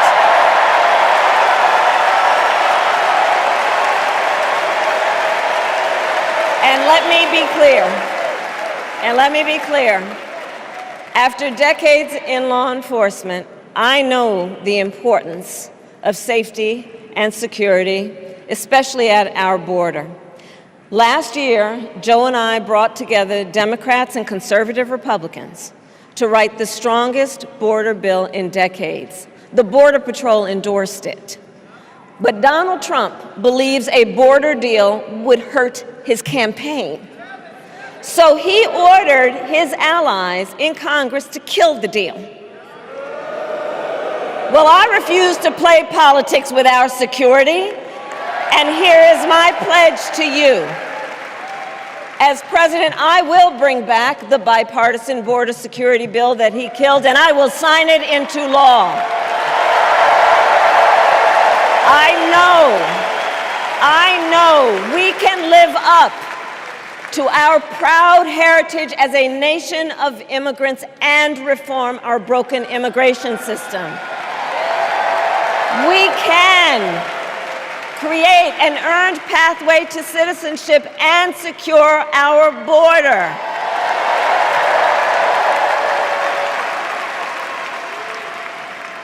And America, we must also be steadfast in advancing our security and values abroad. As Vice President, I have confronted threats to our security, negotiated with foreign leaders, strengthened our alliances, and engaged with our brave troops overseas. As Commander-in-Chief, I will ensure America always has the strongest, most lethal fighting force in the world. And I will fulfill our sacred obligation to care for our troops and their families, and I will always honor and never disparage their service and their sacrifice.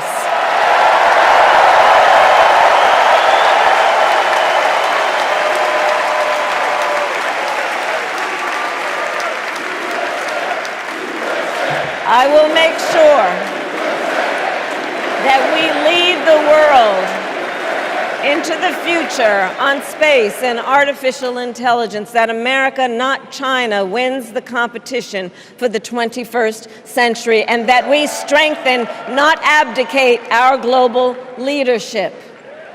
Trump, on the other hand, threatened to abandon NATO. He encouraged Putin to invade our allies, said Russia could, quote, do whatever the hell they want. 5 days before Russia attacked Ukraine, I met with President Zelensky to warn him about Russia's plan to invade. I helped mobilize a global response, over 50 countries, to defend against Putin's aggression. And as president, I will stand strong with Ukraine and our NATO allies.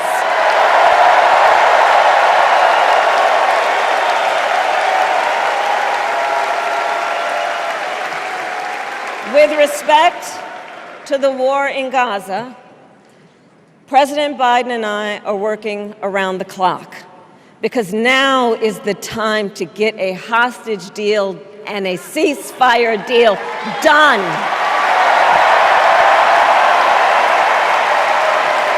And let me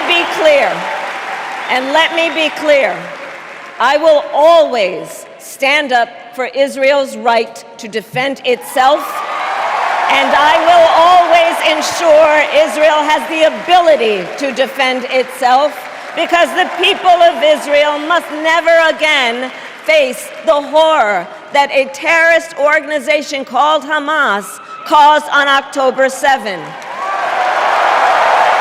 including unspeakable sexual violence and the massacre of young people at a music festival.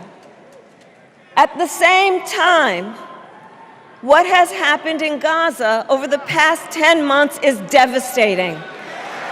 So many innocent lives lost. Desperate, hungry people fleeing for safety over and over again. The scale of suffering is heartbreaking. President Biden and I are working to end this war such that Israel is secure, the hostages are released, the suffering in Gaza ends, and the Palestinian people can realize their right to dignity, security, freedom, and self-determination.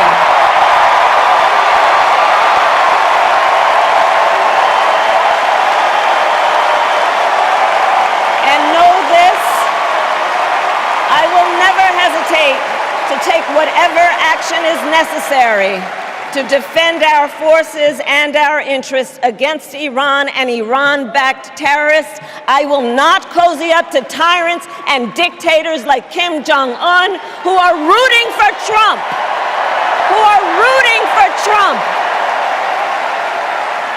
Because, you know, they know he is easy to manipulate with flattery and favors. They know Trump won't hold autocrats accountable because he wants to be an autocrat himself.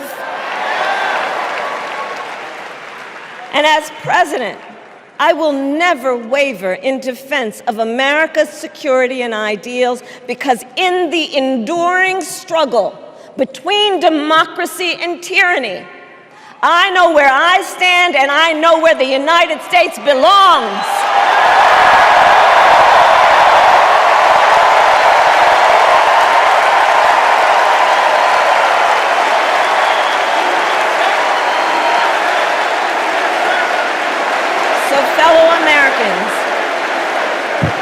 Fellow Americans, I love our country with all my heart. Everywhere I go, in everyone I meet, I see a nation that is ready to move forward, ready for the next step in the incredible journey that is America. I see an America where we hold fast to the fearless belief that built our nation and inspired the world, that here in this country, anything is possible, that nothing is out of reach.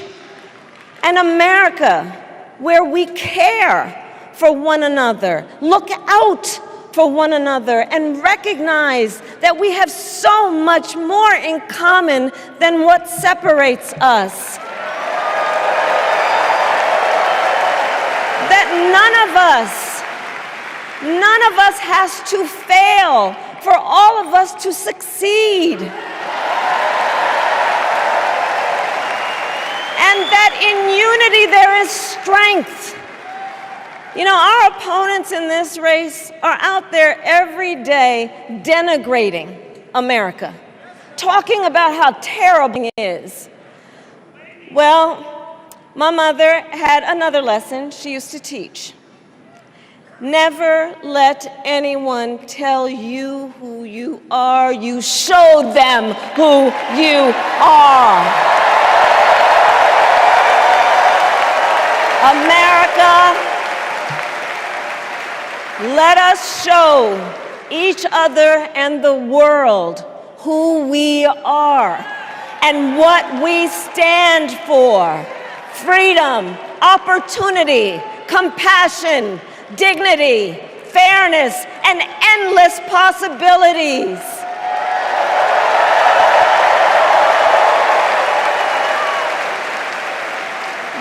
We are the heirs to the greatest democracy in the history of the world. And on behalf of our children and our grandchildren and all those who sacrificed so dearly for our freedom and liberty, we must be worthy of this moment. It is now our turn to do what generations before us have done, guided by optimism and faith, to fight for this country we love, to fight for the ideals we cherish, and to uphold the awesome responsibility that comes with the greatest privilege on earth, the privilege and pride of being an American.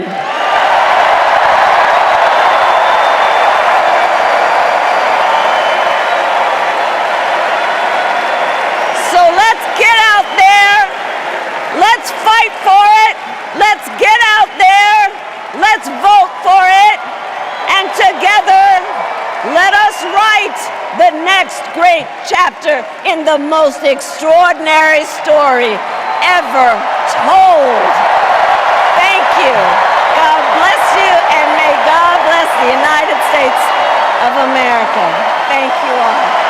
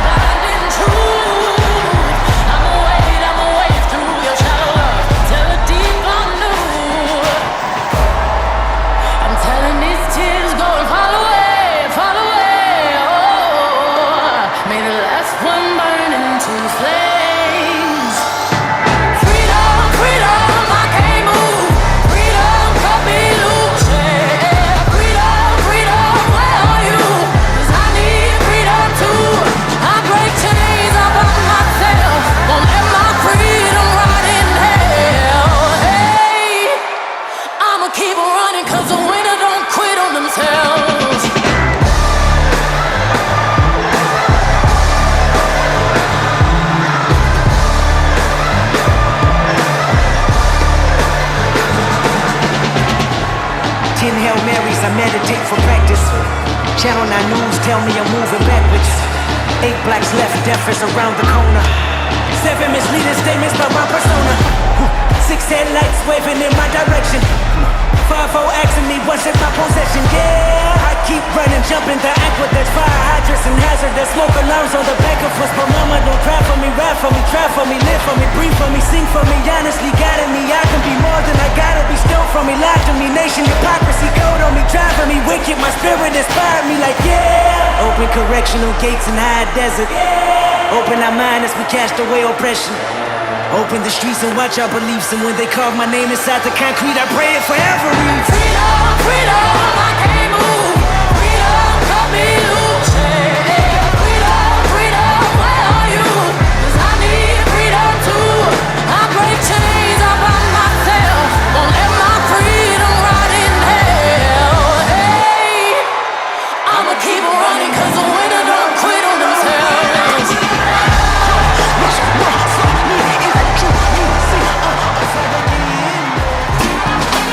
When I move my body just like this,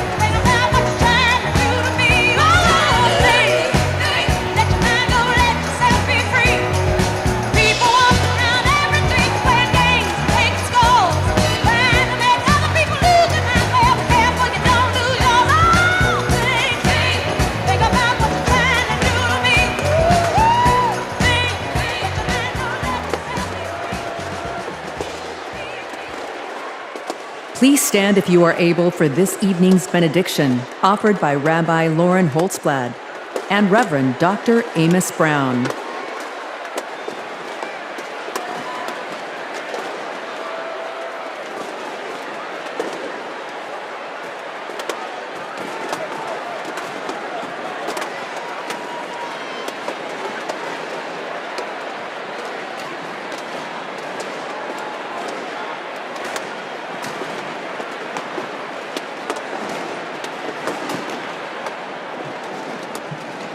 America, let us pray. God brought us out of the narrow place of oppression to freedom. Let's remember the treacherous road our ancestors traveled to freedom, their sacrifice and resolve to bring a better, more inclusive world. We stand on their shoulders to declare, we are not going back.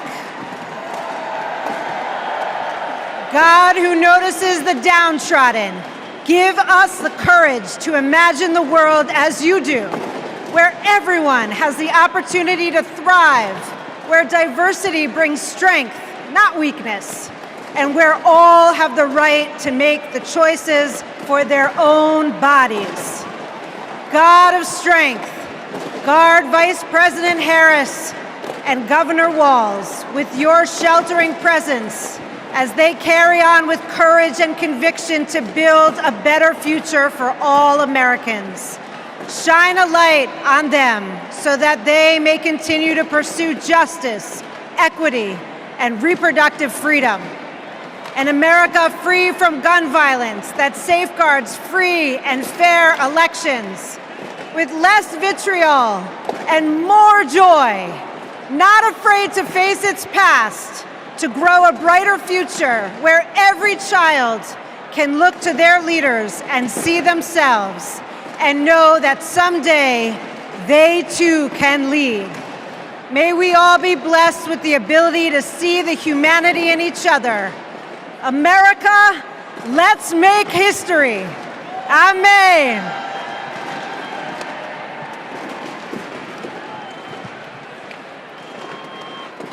As we close this convention, we ask that the Creator bestow blessings on Vice President Harris and Governor Walz, and upon the bright future they will bring to the people of America. A future where our nation lives its motto of e pluribus unum, bringing together in civility and dignity the diversity that has built this great nation. E pluribus unum, one nation that embraces us all, every race, creed, or color, regardless of sexual orientation, gender or gender expression, rich and poor, old and young, urban and rural. A future, O God, for every American, where the humanity of all persons will be affirmed and celebrated, where every American has the opportunity and freedom to pursue those inalienable rights of life, liberty, and the pursuit of happiness. A future, O God, where we live in peace and joy, where we set aside our rancor and division, where we heal our differences and celebrate our common purposes as one nation, one American community, that great city on a hill that serves as a beacon for all the people and all the nations. This is a journey we begin today, and we pray that the Almighty God will guide us on this path today, tomorrow, and for all the generations to come. Amen and amen.